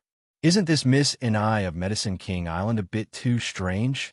Those medicinal pills and medicinal liquids were easily worth thousands of gold. Ordinary commoners, even if you gave them a 50% discount, they wouldn't be able to afford them, right? Isn't he supposed to be benevolent and caring for the world? Why do they still need money? Everyone was a bit confused, and Hanji swept a disdainful glance at them. What's with your expressions? Are there any pharmacists among you with special abilities?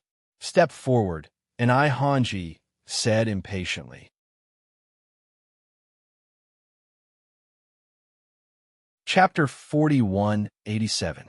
According to our Medicine King Island's research over the past few days, and Hanji sat down at the table and said indifferently, "High-level apothecaries can suppress corpse poison." Her gaze swept over everyone's faces. The higher the level of the apothecary, the richer the medicinal effects. If the apothecary gives himself medicinal effects in advance, he can prevent corpse poison for a certain period of time. Our Medicine King Island has 2 golden-level apothecaries, but unfortunately, they are not here at the moment. And Hanji's expression was haughty as her gaze swept over Mo Lian's group, who had turned to leave without a word. Her gaze instantly turned furious. "Stop right there." The 2 rows of Medicine King Island guards immediately drew their sabers and blocked the path of Mo Lian's group. Mo Lian looked back and sneered, spitting out 2 words from between her teeth. "You want to? Die." The Medicine King Island guards blocking her path were clearly intimidated by her aura. Their hands trembled, and they almost lost their grip on their sabers. They hastily retreated a few steps uneasily, and Hanji slammed the table and stood up, reprimanding angrily. "Look at you motley crew. What can you do for the citizens of the city? Our Medicine King Island has stepped forward without hesitation to lead this battle against Heavenly Providence, but you are not cooperating at all." And Hanji said angrily, "Don't think that just because of your noble status." Ming Yasi left with his group without another word and waved his hand in passing. "We will head to the eastern region from the Underworld Province. We from the Divine Prefecture will head to the western region." Eldest young Master Qin chuckled as he fanned himself and led the Qin Estates group outside. And Hanji suddenly felt that her face was getting more and more embarrassed. She almost couldn't breathe because of the anger in her chest. Akir couldn't help but snicker. "Look, you think you're infallible, using Medicine King Island's chicken feather as a token of authority. Do you really think you can ride over the 3 provinces? To put it bluntly, Medicine King Island was a desolate island reclusive from the world. It had nothing to do with the 3 provinces. And you want to use Medicine King Island's name to command them? Sangzhou's Huayu Academy, Underworld Continent's Tianhua Academy, and the people from the 4 major cities all stood up and followed out. They couldn't be bothered with Hanji, who was talking to herself. Where did this lunatic come from? The moment he came in, he wanted to give orders to all of them. If you don't know how to speak properly, then scram. "Miss, what should we do now?" A little maidservant with a round face hesitantly took a step forward and asked in a mosquito-like voice. And Hanji clenched her teeth and slammed the table. "Corpse puppets are everywhere in the city. It's hard to move around. Without a doctor to help them, let's see what they can do." And Hanji couldn't help but grit her teeth when she thought of the Crown Prince's icy gaze when he turned back to look at her. She thought of the Crown Prince's mocking gaze when he looked at her. These people did not put her in their eyes. Soon, they would know how to write the word death. At that time, she would make them all beg her. Arbor tugged at Mo Lian's sleeve, and the latter naturally looked down at him, amused by the little fellow's curious baby face. "What is it? What did that woman say just now? When she and senior sister Liang were chatting outside the door, they couldn't help but be curious when they saw Ming Yasi and the others storming out. Just a woman who thinks she's infallible, Mo Yin said indifferently. Lu Yu and the others followed behind Prince Mo and couldn't help but laugh when they heard this. Miss and I was giving orders just now, but unfortunately, no one was willing to pay attention to her. Chapter 4188. Arbor uttered an "oh" and didn't say anything else. Why was it that every time they chatted, they would kill the conversation? Everyone couldn't help but twitch their mouths. They couldn't resist sizing her up and shaking their heads as they snickered inwardly. The little stoic didn't seem to be interested in what was happening in the room at all. She was actually just casually asking the group headed to the western part of the city. While they were cleaning up the zombies, they also rescued some commoners who had been surrounded by zombies. Arbor and the people from Achin Estate helped to check if they had been poisoned by zombie poison. While they were busy, they heard a commotion ahead. Oh no, a zombie has scratched several people. It's charging toward us, ah. Following the frantic shouts, the crowd that had already stabilized started to flee in a panic again. Don't run around recklessly, Qin Jiu yelled anxiously. Hey, you guys. However, who could clearly hear what the others were saying at this critical moment? Everyone was fleeing for their lives out of instinct. Duan Muqing drew his sword to meet the zombie baring its fangs and brandishing its claws, chopping off one of its tentacles. This thing was neither human nor beast. Its arm was like an octopus with countless soft tentacles extending from it. It was truly frightening to look at. This is an advanced level rank 3 zombie. On the side, Lu Yu said gravely, "Be careful that its tentacles will separate." Before she could finish speaking, that zombie's 2 tentacles flew out with a whoosh and whipped directly at the long sword in Duan Muqing's hand. Duan Muqing was alarmed, and he spun around to retreat 2 steps. A spirit fire burned over and enveloped that tentacle. However, that thing was very tenacious and only burned to ashes after jumping a few times in the fire. The zombie was extremely vexed after suffering 2 losses in a row. Advanced level rank 3 zombies like this had developed intelligence and were very vengeful. Immediately, as if it had locked onto Duan Muqing, it whipped out several tentacles and swiftly crawled toward him. "Be careful," Xiao Mu shouted from afar, whipping out a vine with a flick of her hand. However, a hole suddenly split open on that tentacle zombie's chest, and a scarlet-eyed zombie chick burrowed out. Without any explanation, he bit onto Duan Muqing's left wrist. Qi Xianxian cried out in surprise. Before she could rush forward, she saw Duan Muqing lift up the corpse puppet bird with his sword and slash it into meat paste with a few slashes. Little Fatty quickly ran to his side and pulled his hand to take a look. His eyes turned red with anxiety. "Broken wood. I'm fine." Mo Yin and He Chun rushed over when they heard the news. They immediately stopped the high-level zombie with 17 to 18 tentacles. One of them used a wooden cage to imprison it. The other person's black flames spread and burned. The high-level zombie puppet roared twice at first, but gradually it was roasted into a puddle of corpse water by the black fire.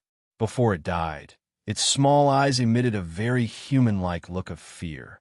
Looking at Mo Yin and Ma Shichen's expressions, it was as if they had seen a ghost. It was truly hilarious. He was the one who looked like a ghost, but he saw others as ghosts. The exhausted commoners collapsed to the ground one after another. Some covered their faces and cried. Some hugged their heads and cried bitterly. All of them were at a loss of what to do. They only felt that their future was boundless, and they didn't know where they would end up. Duan Muqing. Arbor dashed over and grabbed his wrist. He lowered his head and saw that the little zombie chick had bitten 2 black bloody holes in his hand. The skin around the holes was already rotting. "It's fine." Duan Muqing shook his head. Just now, he had already used the medicinal power to control this layer of corpse energy and confined it to his wrist.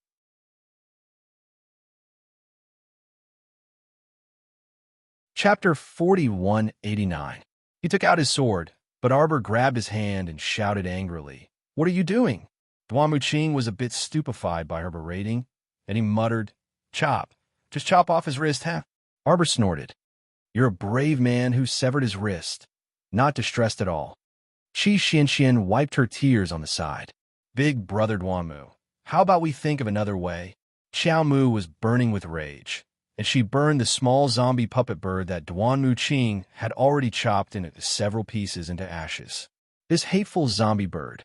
She couldn't help but recall how she was bitten by the zombie that brat Yu Hui at Qian Luo's underground fighting arena. The ones that bit her were precisely this kind of seemingly harmless small zombie bird. They always like to hide behind or inside large zombie puppets and deliver a fatal blow at any time. Duanmu Qing glanced at her helplessly and said softly, "Jojo, if I use medicinal power to control this zombie poison, I have to replenish it every 2 days. Otherwise, it will spread to my arm again. Who knows if one day my medicinal power won't be able to keep up, and he might as well sever his wrist cleanly." Duanmu Qing wasn't someone who liked to be a burden to others. In any case, it was his left wrist that was bitten, so it wouldn't affect him holding a sword normally. Even if it was his right wrist that was bitten today, at worst, he could just start practicing using his left hand again. "Shut up." The little stoic berated him angrily and abruptly pressed a handful of ointment onto his wound, crushing it fiercely with her small hand. It hurt so much that Duanmu Qing's handsome face twitched slightly, but he endured it and didn't make a sound. "Jojo, Jojo." Qi Xianxian was a bit alarmed and poked the back of her hand. The little stoic's expression was unsightly, and the icy glint in her eyes could freeze Duanmu Qing into pieces. This person usually didn't speak much, but he didn't seem to care about his body at all when he made a decision. He's really decisive. Sever his wrist? He was probably still thinking that it was fortunate that it wasn't his right wrist that was severed. She really wanted to beat him to death. Mo Yin walked over and patted Duanmu Qing's shoulder. She pulled his hand over and naturally infused the medicinal effects into his body. Duanmu Qing's eyes suddenly flickered. He looked at the crown prince in surprise and said softly, "God tier, God-level pharmacist." He could sense that the medicinal power coming from the crown prince was at least a stage higher than his own. If he was a heaven-grade alchemist, then the crown prince was at least a divine-grade alchemist. He was indeed very strong. As Duanmu Qing thought to himself, a sense of reverence for a high-level pharmacist rose in his heart. "All right, keep it under control for now. Jojo will think of something."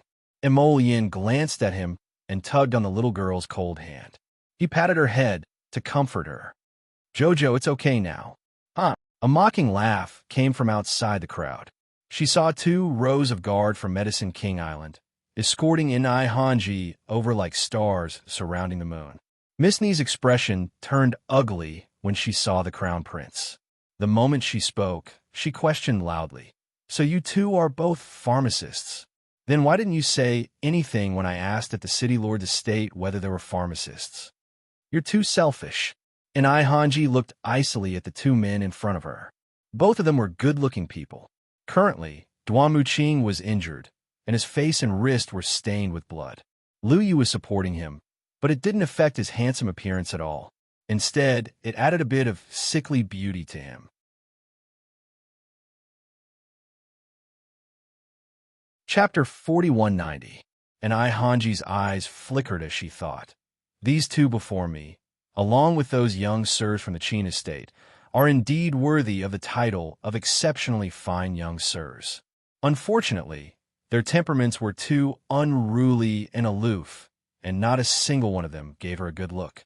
When she was on Medicine King Island, no man dared to treat her like this. When she traveled outside with her master, she was always flattered by every patrician family they visited. When had she ever encountered these stubborn people? Eldest young Sir Qin creased his brows and glanced speechlessly at the woman before him. Could it be that this woman's lunacy flared up again? Did she think that Mo Yin and Duanmu Qing were her servants or subjects? How dare she berate them like this? The Omega Katoka young master also abruptly creased his brows and turned his head away in disgust. Qin Jiao pursed his lips and said, "Are you crazy?" What did it have to do with a woman from Medicine King Island like you, whether or not they have medicinal effects and whether or not they want to use it? Did you have to show such an interrogative tone? Why aren't you saying anything? And Hanji stood there majestically and questioned furiously. Earlier, she clearly said that if there was an apothecary, they would step forward themselves. In the end, no one paid her any attention. It was simply infuriating. Before Imogen could slap this person away, the little stoic teleported in front of Hanji and swiftly darted her ferrule out from her sleeve. Eldest young Sir Chin couldn't resist covering his face with his hand. He had a premonition that the following scene would be very explosive. As expected, the little stoic's frosty face that wouldn't melt for 1,000 years slapped Hanji's face with her ferrule without a second word.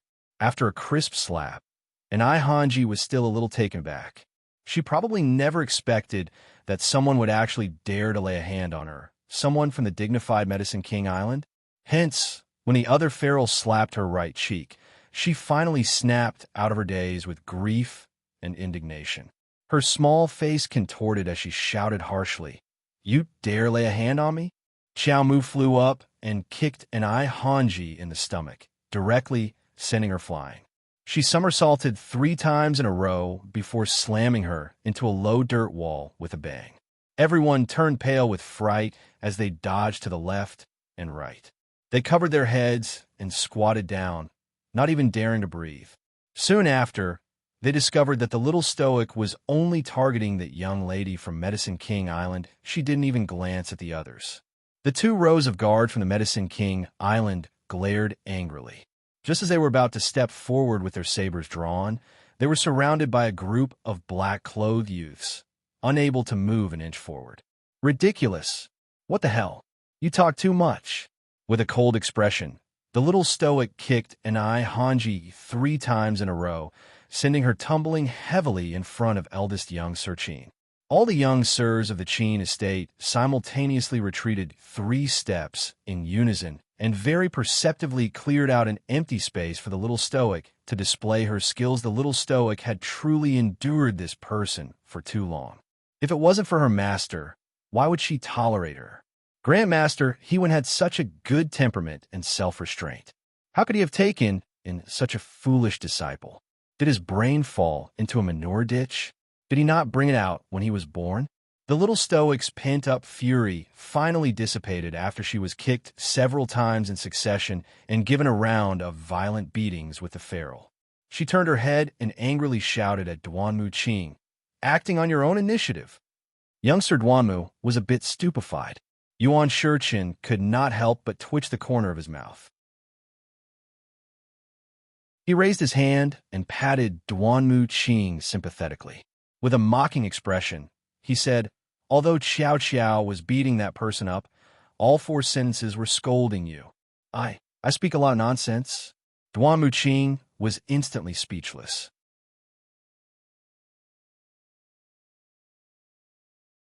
Chapter 4191. To Arbor, Duanmu Qing's words of severing her wrist and "no problem" were probably nonsense. Emolien was a bit speechless. She walked up and pulled her expressionless wife back. All right, there's no need for you to do it yourself. If you don't like her, just have Aoyi and the others beat her up." Aoyi nodded in agreement. They had long found this bossy, peacock-like woman displeasing to the eye. What the hell was she? Shouting and wrangling in front of the crown prince. Did she really think she was someone important? Wasn't she just a minor disciple from Medicine King Island? What right did she have to be so rude to His Highness and think so highly of herself? And Hanji's face was filled with terror, and she swayed from side to side before barely managing to stand up straight. Her hair was disheveled, and locks of her hair drooped in front of her chest. Her face was covered in bloodstains, and her eyes were beaten to a pulp, so she couldn't see the things in front of her clearly. "What are you doing?" 2 lackeys hastily squeezed through the crowd and rushed over, yelling angrily at Arbor and the others. These 2 people were from Chengdu's Lin family. They had specially accompanied this Miss Ni to Jiaowei City to watch the competition and pass the time. They were considered upper-middle experts in the Lin family, so they were usually treated very well in the Lin family. They were also used to speaking arrogantly.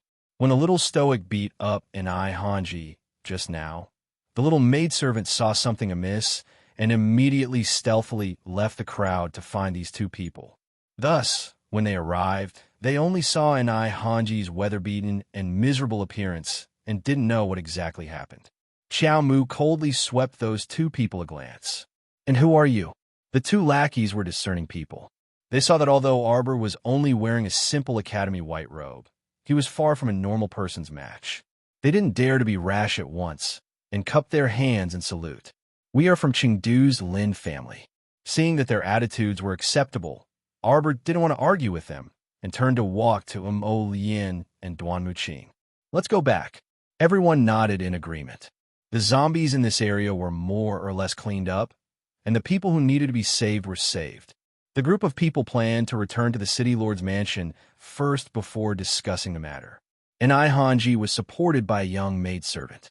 She was so angry that her body trembled. She swayed and said angrily, "Stop her." The two retainers of the Lin family looked at each other and said hesitantly, "Miss and I, we're alone, so we should, before the words 'forget it' could be spat out," and Hanji's twisted face became even more twisted and ugly. "Lin Jun, Lin Xiang, how dare you disobey my orders?" And Hanji shouted angrily, as if she had gone crazy. "What did Patriarch Lin tell the two of you when you came here? You have to listen to me. Mine. I'm asking the two of you to kill this woman at all costs." And Hanji shouted, "Otherwise, the two of you don't have to return to the Lin family." Both Lin Jun and Lin Xiang's eyes flashed with a hint of anger. And Hanji's temper was something that no one could stand. Although the two of them were ordered to protect her, they weren't selling themselves as slaves. Okay? And Hanji's matter-of-fact attitude was truly unbearable, and they also felt a bit mentally exhausted. Lin Jun restrained his anger and cupped his hands at her. "Miss and it's better to have some self-awareness as a person." What a joke. The row of people standing next to the little stoic all had unfathomable cultivations.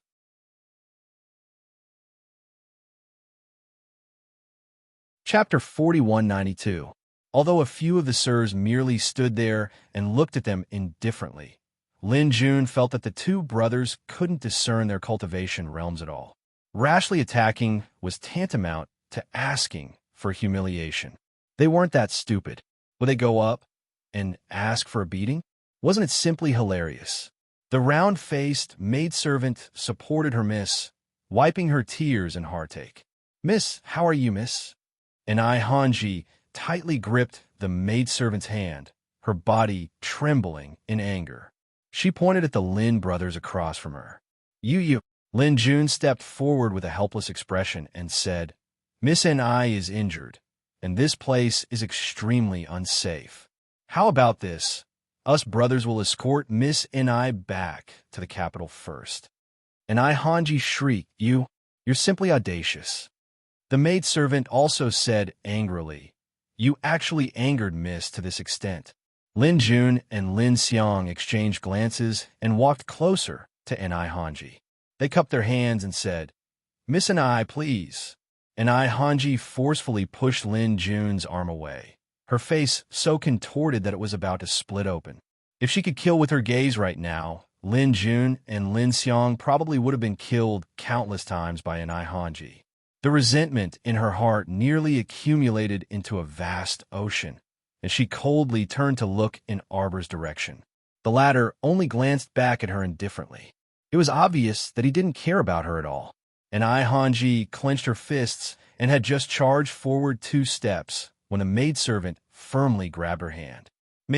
Mississippi, the maidservant wasn't stupid. She originally sought out the Lin brothers to help Miss, but now she saw that she couldn't move them. If Miss rushed forward herself, it was no different from walking right into a trap. She was bound to be humiliated by that icy, stoic face again. And Hanji secretly gritted her teeth. Although she was unwilling, it was clear that she simply couldn't beat that stoic face. In the end, she could only give up and say with a contorted expression, "Return first." She would think of a countermeasure after returning. This matter couldn't be resolved so easily. She, and I, Hanji, had suffered such a huge loss. So how could she let the stoic face have it easy by himself? Her venomous gaze stared at Arbor's back, and she shifted her gaze back with difficulty. Just as she was about to leave, she saw the little stoic take 2 steps before abruptly turning her head around, her cold and severe eyes locking on her figure. "It looks like you still want to continue making trouble for me." The little stoic's voice was endlessly eerie. Hearing this, everyone present shuddered in unison. Lin Jun knew he was in trouble. He raised his hand and was about to grab an eye Hanji when he suddenly heard the sound of a whip. Slap! His left hand was slapped back. "Originally, I would have spared you this time out of consideration for your esteemed master, Sir Hewan." The little stoic coldly stared at her and said, "But an idiot is an idiot. Since you don't care about your life, then die." Everyone was speechless. Arbor thought to himself, who knows what kind of trouble he'll cause in the future if we leave this disaster behind? Recently, things had been very chaotic. She had wholeheartedly wanted to deal with Tian Yun and uncover the rats that Tian Yun had hidden in the various aristocratic families. How could she have the time to deal with a small character like an Ai Hanji? Rather than letting this person endlessly prance around in front of her, it would be better to deal with her once and for all. Seeing that she was about to kill, the 2 brothers, Lin Jun and Lin Xiang, had no choice but to brace themselves and step forward. They cupped their hands and said, "Please forgive us." And Ai Hanji simply didn't dare to believe that Arbor wasn't done beating her up and wanted to kill her now.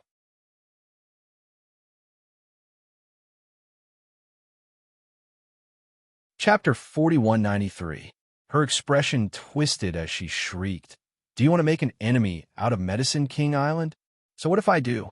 Arbor looked at her coldly, the vine whip in his hand glowing with a green light.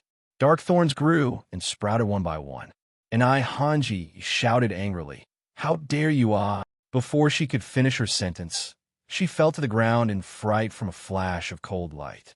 And Ai Hanji looked back and saw a small blue nail nailed to the ground on the left. The weeds on the ground withered and turned into fine powder in less than a second. It was obvious how terrifying the poison on the nail was. Her small fingers curled up as if they were twitching, and her body stiffly shifted backward. Her eyes were filled with terror as she looked at Xiao Mu, who was coldly gazing down at her from a high vantage point. At this moment, she suddenly felt like death was closing in. Why was she in such a sorry state? Lin Jun was just about to rush forward when Arbor's vine whipped him back. "The 2 of you better mind your own business," Mo Yin said coldly. Following the clanging of swords leaving their sheaths, Lin Jun and Lin Xiang silently looked at each other. Looking at the dozens of black-clothed youths surrounding them, they could only take 2 steps back. It wasn't that they didn't want to help Miss Ai Hanji, but the other side had too many people. They couldn't help even if they wanted to. Arbor looked coldly at the kneeling Ai Hanji for a long time before saying faintly, "Kill her." She had no interest in being entangled with her any longer. Rather than having to deal with this woman in the future, it was easier to just kill her and end it all. The hatred in the other party's eyes couldn't be ignored. If she kept this hatred and allowed it to grow, who knew what would happen in the future? The 2 accompanying black-clothed youths nodded and leaped up, holding their swords as they walked in front of an Ai Hanji. She heard a panting voice calling out anxiously, "Please, please have mercy on me. Crown Princess, Your Highness the Crown Prince, please, please show mercy." A white-bearded, white-haired, green-robed elder hurriedly squeezed through the crowd and hurriedly bowed to Mo Yin and Arbor. Arbor was startled. His expression was a little complicated as he dodged to the side. He did not accept his greeting. Hewen said anxiously, "My disciple is willful and reckless, and has a willful temperament. It's all my fault for not being strict enough in my daily supervision. This old man is willing to accept the punishment on behalf of my disciple. Please forgive me." "Master," and Ai Hanji stamped her feet and cried out anxiously, "Shut up." Hewen turned his head and glared at her with an expression that said, "I'll deal with you later." Looking at his anxious expression, Arbor's eyes rippled as if two tiny ripples had appeared in the depths of his pupils. Yin had been looking down at Jojo the whole time. When she saw her expression, she couldn't help but wonder what was on her mind. Jojo's originally cold expression seemed to have softened quite a bit. Arbor's thoughts had drifted far away, as if he had returned to his childhood. That day, a friend of the old sect master's brought his grandson to visit. In the end, the little stoic got into a fight with this stinky brat when the old sect master's friend saw his grandson beaten black and blue. Looking like he had suffered a loss, he was instantly enraged and wanted to punish her. At that time, Murong-sun also stood in front of him with a grin like this and blocked that person's hand with a wave of her hand. It's this peak master's fault for not being strict enough with my disciples. I'm the one who should be punished. Why did you hit my disciple? Jojo? Jojo.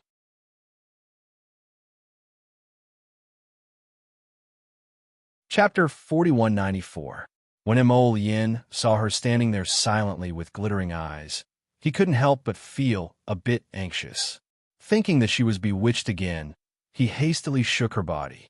On the side, young Master Omega Kitoku harumphed coldly. Eldest Chin involuntarily turned his head to look at him. What is it?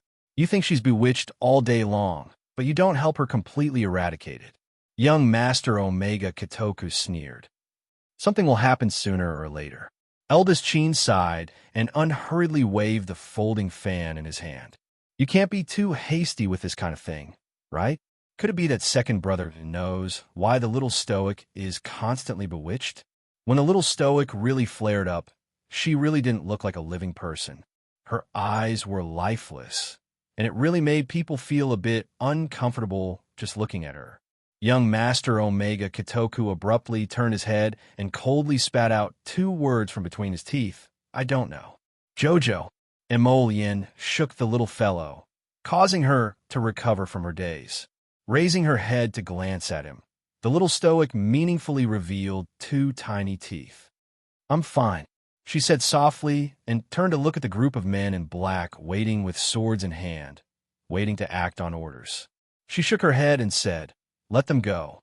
This time, even eldest young Master Chin couldn't help but look at her strangely. This little stoic, she wasn't someone who would casually waver. Just as he was about to say something, he saw Arbor waving his hand and already leading Yin away. Aoyi and the others naturally sheathed their swords and hastily followed. Yin looked back and coldly gazed at the woman standing there with trembling legs and a half-bent waist. Arbor grabbed his hand at once and pulled him back. She looked up at her husband and lightly shook her head. Yin raised his sword-like eyebrows and nodded reluctantly. And Hanji didn't know that she had just rolled around in a sea of fire. How could the little stoic not know the Crown Prince's thoughts? She was soft-hearted, but that didn't mean that the Crown Prince would be soft-hearted. The Crown Prince would often deal with the aftermath, including in Hanji, who might cause trouble. She was definitely within the Crown Prince's dangerous range. Jojo, what did you see just now? Yin asked softly. Arbor was silent for a moment before quietly saying, I saw Murong-sun. I even saw the old sect master squatting at the side with his palm leaf fan, looking like he was watching a good show as he called out, Ah-sun, don't fight with sect master Zhao. Old man Zhao, you bastard. How can you still be so narrow-minded after so many years? You're hitting my disciple, ouch. Ah-sun, don't hit old Zhao, his old bones can't withstand your torment. Yin pulled the little fellow into her embrace and lightly patted her back. She lowered her head and smiled at her. We haven't returned to the Holy Water Sect for a long time. Let's turn back and take a look. If my master was still alive, I definitely wouldn't be like Miss and I and cause trouble for my master everywhere, Arbor said in a low voice. My Jojo is the most sensible. Arbor nodded. I'm very obedient. When Peak Master Murong wakes up, we'll accompany her to tour the mountains and rivers of the Divine Province. What's wrong with that? The little stoic's eyes instantly brightened, as if a gorgeous color had been injected into them. Ming Province's Crown Prince and the others are coming over, someone shouted. Everyone looked up and saw Ming Yasi and his group quickly walking over while escorting over 1,000 old, weak, and sick people. Ming Yasi raised his brows when he saw the little stoic. "Why are your eyes red?"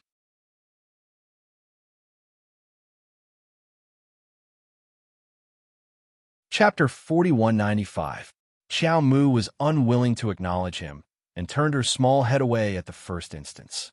"It's none of your business," Mo Lien retorted in annoyance. She pulled her wifey and headed toward the city lord manor. Yasi harumphed and turned to catch up with him. "Did you make her angry?" "Shut up." Mo Lien turned around to glare at him. She didn't want to talk to him, but she couldn't help but raise her brows when she saw the old, weak, sick, and disabled following behind him. "We've already checked their bodies. Can you be sure they haven't been poisoned?" When the time came, they would have to evacuate the rest of the people. If there were some uncontrollable people in the group who could mutate and go on a rampage at any time, things would be a little difficult. After all, they couldn't keep an eye on so many people along the way. It was inevitable that they would overlook something. Once a riot broke out, it would only affect the lowest rung of society, the ordinary people with no cultivation at all. Ming Yasi also wasn't willing to talk to Mo Lien, so he harumphed and retorted, "Who can guarantee that? We can only take things one step at a time. I have a kind of medicinal liquid here." Arbor suddenly spoke up. "You can try it." Yasi turned to look at her, his eyes brightening. "You're talking to me?" Mo Lien chuckled at that person and pulled Arbor away. She asked in a low voice, "What do we need to prepare?" 15 minutes later, everyone who had been brought back stood in front of the city lord manor. There were more than 10,000 commoners, and all of them looked exhausted. Yasi ordered them to line up in a square formation. More than 10 wash basins were arranged neatly in front of them. The wash basins were filled with a green medicinal liquid that looked very clear and bright, with a gentle color. "Now everyone in the first row, come forward and wash your hands in the wash basins." The row of people walked forward nervously and squatted down to put their hands in the wash basins. They felt a gentle stream of water pass through their palms, and they couldn't help but feel energized. In less than 2 seconds, Mayes had them line up behind him. Although the onlookers didn't know what was going on, they vaguely understood that as long as nothing happened when they washed their hands, they could stand behind these practitioners and go to a safe place. Everyone came forward with a trace of panic and fear, and then were brought back to Arbor and the others in groups in high spirits and rearranged in a square formation. Suddenly, in the third basin, the originally light green medicinal liquid suddenly boiled up, revealing a trace of a strange black color. The faces of the guards on both sides suddenly changed as they pulled out the sharp blades in their hands. The old woman squatting in front of the basin was obviously shocked by their actions. She knelt on the ground and held a 5- or 6-year-old child tightly in one hand. The child was so frightened that he immediately burst into tears. Arbor quickly walked over and waved his hand to dismiss the 2 guards with swords and sabers. His eyes were filled with complex emotions as he stared at the old woman before him. "Isolate him first." The old woman looked back at him in panic and exclaimed, "What are you doing? You're bullying the good people." Arbor shook his head slightly and said faintly, "It's not her, it's that child." Everyone stilled when they heard this.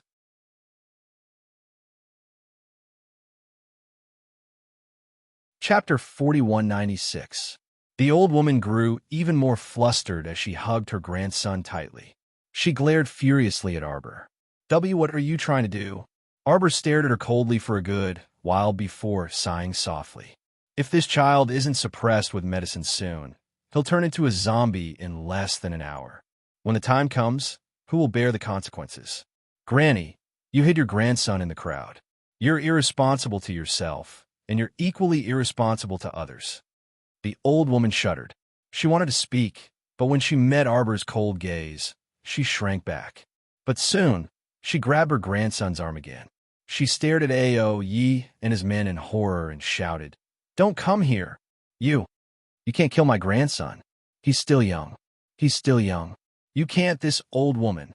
Ming Yasi's eyes flashed with impatience as he roared, "No one here wants to kill your grandson. Didn't you hear me just now? If this child of yours isn't suppressed by medicine, he'll mutate. The old woman heard clearly this time. She looked at Arbor's group with trembling eyes. Why you can really save my grandson? Ming Yasi didn't seem to want to answer the old woman's superfluous question. He merely sneered and waved his hand to have the old woman and child carried away. Then he said coldly, I hope you won't waste our time. I'm sure anyone with eyes can see what the situation is like right now. I hope those of you who have been lightly injured or bitten by zombies will step forward on your own accord. As soon as these words came out, many people's faces showed slight panic. Ming Yasi said, the apothecaries in the group can suppress the zombie poison in some of you. If you don't step forward now, don't blame us for treating you as despicable and shameless people who deliberately hid the truth. We'll throw you out here for good. When he said this, everyone became even more nervous. In the subsequent tests, everyone was extremely cautious. Their hands touched the surface of the water, and they didn't dare to stay there for long. They immediately withdrew their hands. Ming Yasi couldn't resist using his eyes to size up the little stoic standing not far away, and a strange look appeared in the depths of his eyes. You can measure it so quickly? Arbor glanced at him, nodded, and turned to tug at her husband's hand. Emolian threw a cold glance at Ming Yasi and said indifferently, I'll leave this place to you. What did he mean by handing it over to him? Ming Yasi's eyes turned fierce as he took a few steps forward. He was about to argue with Emolian again when he heard a cry of alarm from the side. Your Highness, this is bad. This man is starting to mutate. Dark Yas turned his head and saw that a small area in front of him had started to become chaotic. His gaze turned even colder as he reprimanded angrily. What are you all standing there for? Hurry up and disperse them. Don't panic. Continue to test the remaining people with the liquid. Don't try to fish in troubled waters. In the end, Divine Province and Ming Province each brought back 2,000 or so people from Jiawei City in batches. The remaining people would be brought back by the 4 great cities for consumption. Arbor and Emolian didn't bring so many people back to the capital. Instead, they sent other people to settle down these miserable commoners. The duo arrived at the capital a day later.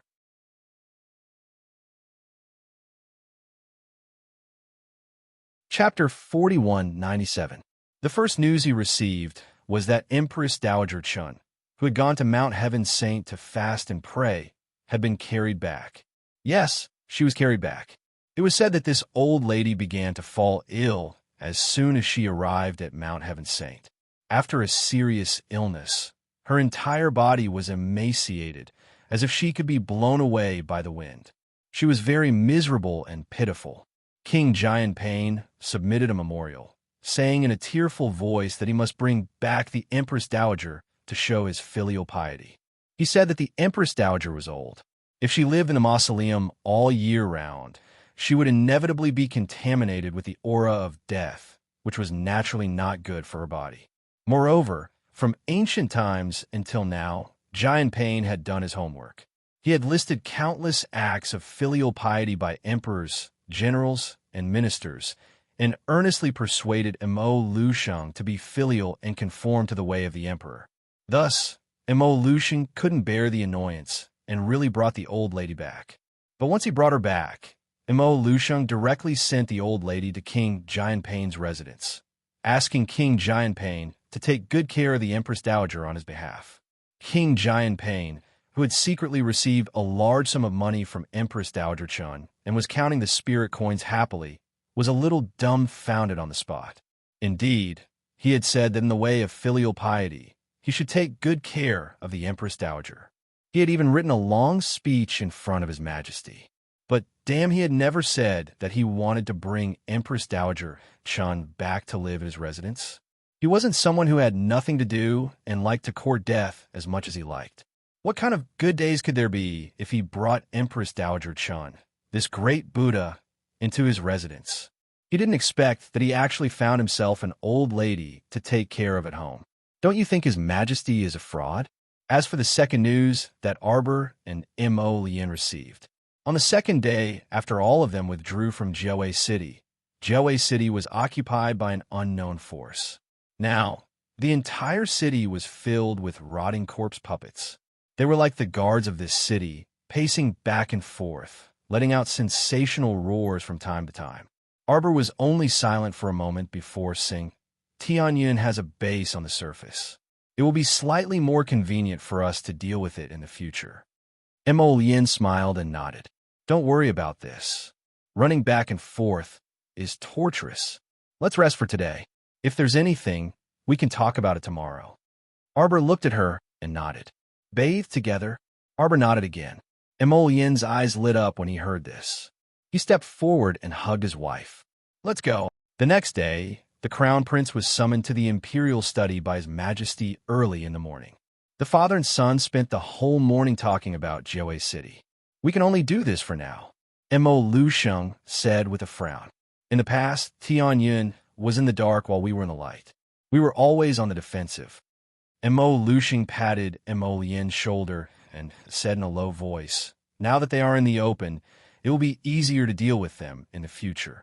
As the two of them were talking, a young eunuch reported, Your Majesty, Your Highness the Crown Prince.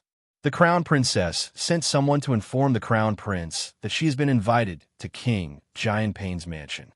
Mo Lusheng couldn't help but twitch his mouth, thinking, is Giant Pain seeking death again?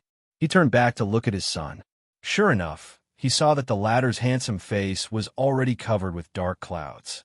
He hurriedly said, why don't you go back and take a look first? Mo Lien naturally had to go back.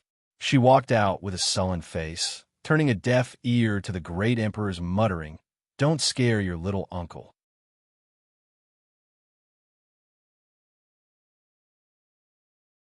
Chapter 4198. She scared the old king of Giant Pain? Of course he was scared.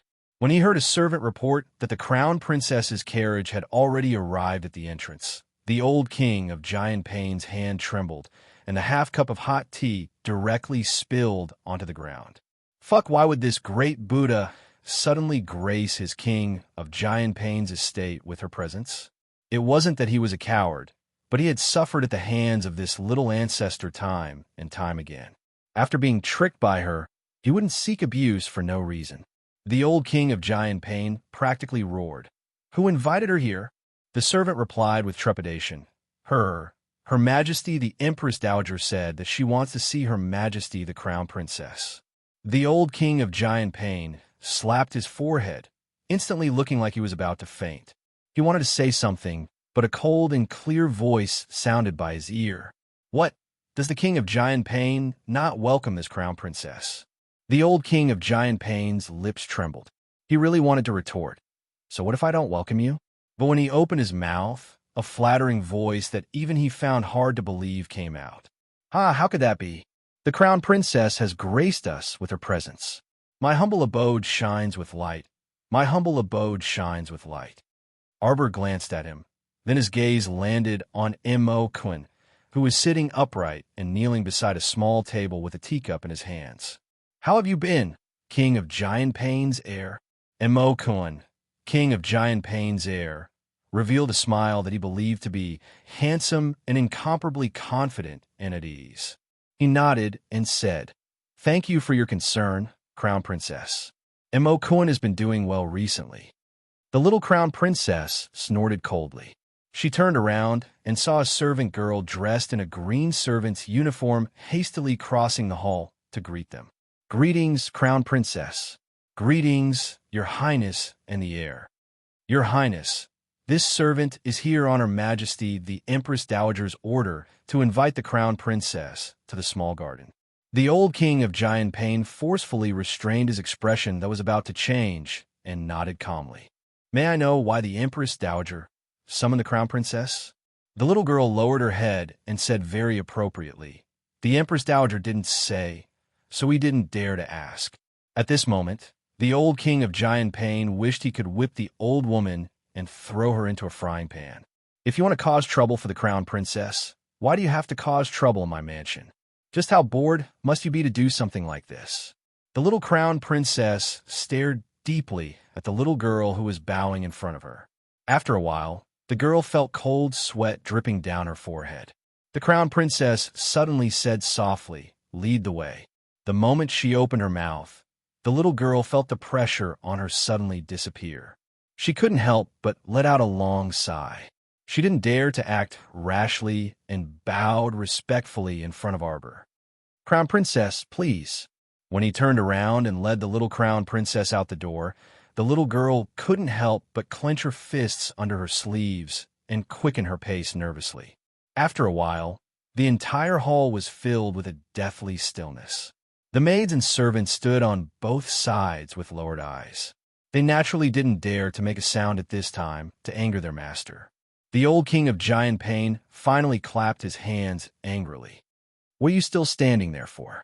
Go to the Eastern Palace and inform His Highness the Crown Prince. That brat better not think that I invited his wife." He didn't want to experience the virtues of those two black-bellied bastards again. Turning to look at Kun, who was still kneeling in front of the table and unmoving like a mountain, the king of Giant Pain couldn't help but feel angry.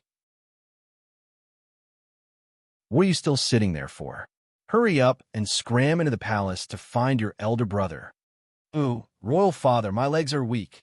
Royal Father couldn't tell that he wasn't kneeling, but directly kneeling, "I've been busy these 2 days, and I'm not in good spirits."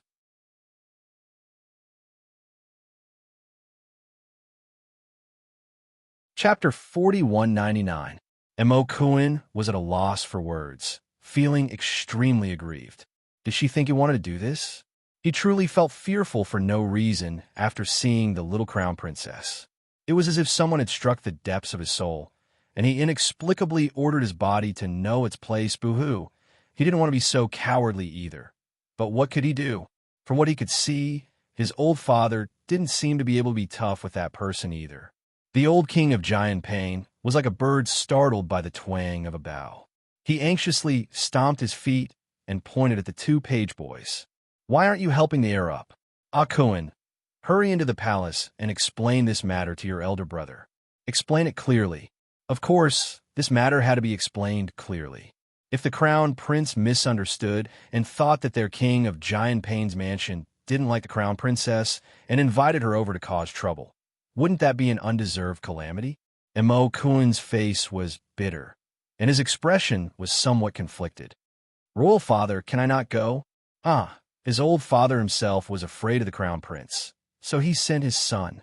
However, his son, Kun, also felt fearful when he saw the crown prince for no reason. It would be best if they didn't meet if they could. Kun looked at the old king of Giant Pain, his expression saying, "Don't screw your son over." The old king of Giant Pain was furious, and he kicked his son down the steps from the small table. Kun's face was bitter as he scrambled toward the door. Seeing that his old father was about to kick him again, he hurriedly shouted, I'll go, can I go?" The old king of Giant Pain shouted in exasperation, "Hurry up and prepare the carriage for the heir. Hurry up." He kicked his sons, but again, kicking Kun out of the central room. Kun crawled up from the ground and fled outside like a fleeing rabbit. He ran out in tears, feeling aggrieved and pitiful. While the king of Giant Pain's mansion was in a state of chaos, the little crown princess followed the steps in the back garden of the king of Giant Pain's mansion under the guidance of a maid. As the late emperor's youngest son, the king of Giant Pain was used to complaining about being poor and extorting benefits in front of his older brothers. Along the way to King Giant Pain's mansion, there were clusters of flowers and brocade, richly ornamented beams and painted rafters, and golden-colored glazed roofs that shone brightly under the sunlight. How could he be as poor as the old prince of Giant Pain, who cried outside? The little girl who was leading the way had her neck shrunk and her back arched, looking very cautious. Although she looked thin and small, her speed was not slow. Along the way, Arbor's lips were filled with mockery. She wanted to see what kind of tricks this Empress Dowager Chun had up her sleeves after finally coming back from Mount Heaven Saint. She was not Lien's father. A cold light flashed in Arbor's eyes, revealing a bit of killing intent. She had already tolerated the Empress Dowager, who disliked her in every way and always wanted to find trouble with her. Her patience had run out. The little girl in front of him suddenly stopped in her tracks and looked around. She revealed a bewildered expression at the right moment. There were a few drops of sweat on her forehead, which glowed faintly under the faint sunlight. "My apologies," the little girl said with trepidation. Her Majesty the Empress Dowager was indeed here before. Now she should have returned to her bedchamber. "Why don't the Crown Princess wait here for a moment? I will go to Her Majesty the Empress Dowager's residence to invite her." Arbor did not hesitate to fling a vine whip over and wrap it around the girl's waist. You're tuning in to the Romance Rendezvous YouTube channel. We're so grateful for your support, and don't forget to subscribe to join us on this incredible journey through captivating stories. Your generosity through donations truly makes a world of difference, as it's the primary source of revenue that allows me to expand and enhance this channel for you. Thank you from the bottom of my heart for being a part of this adventure.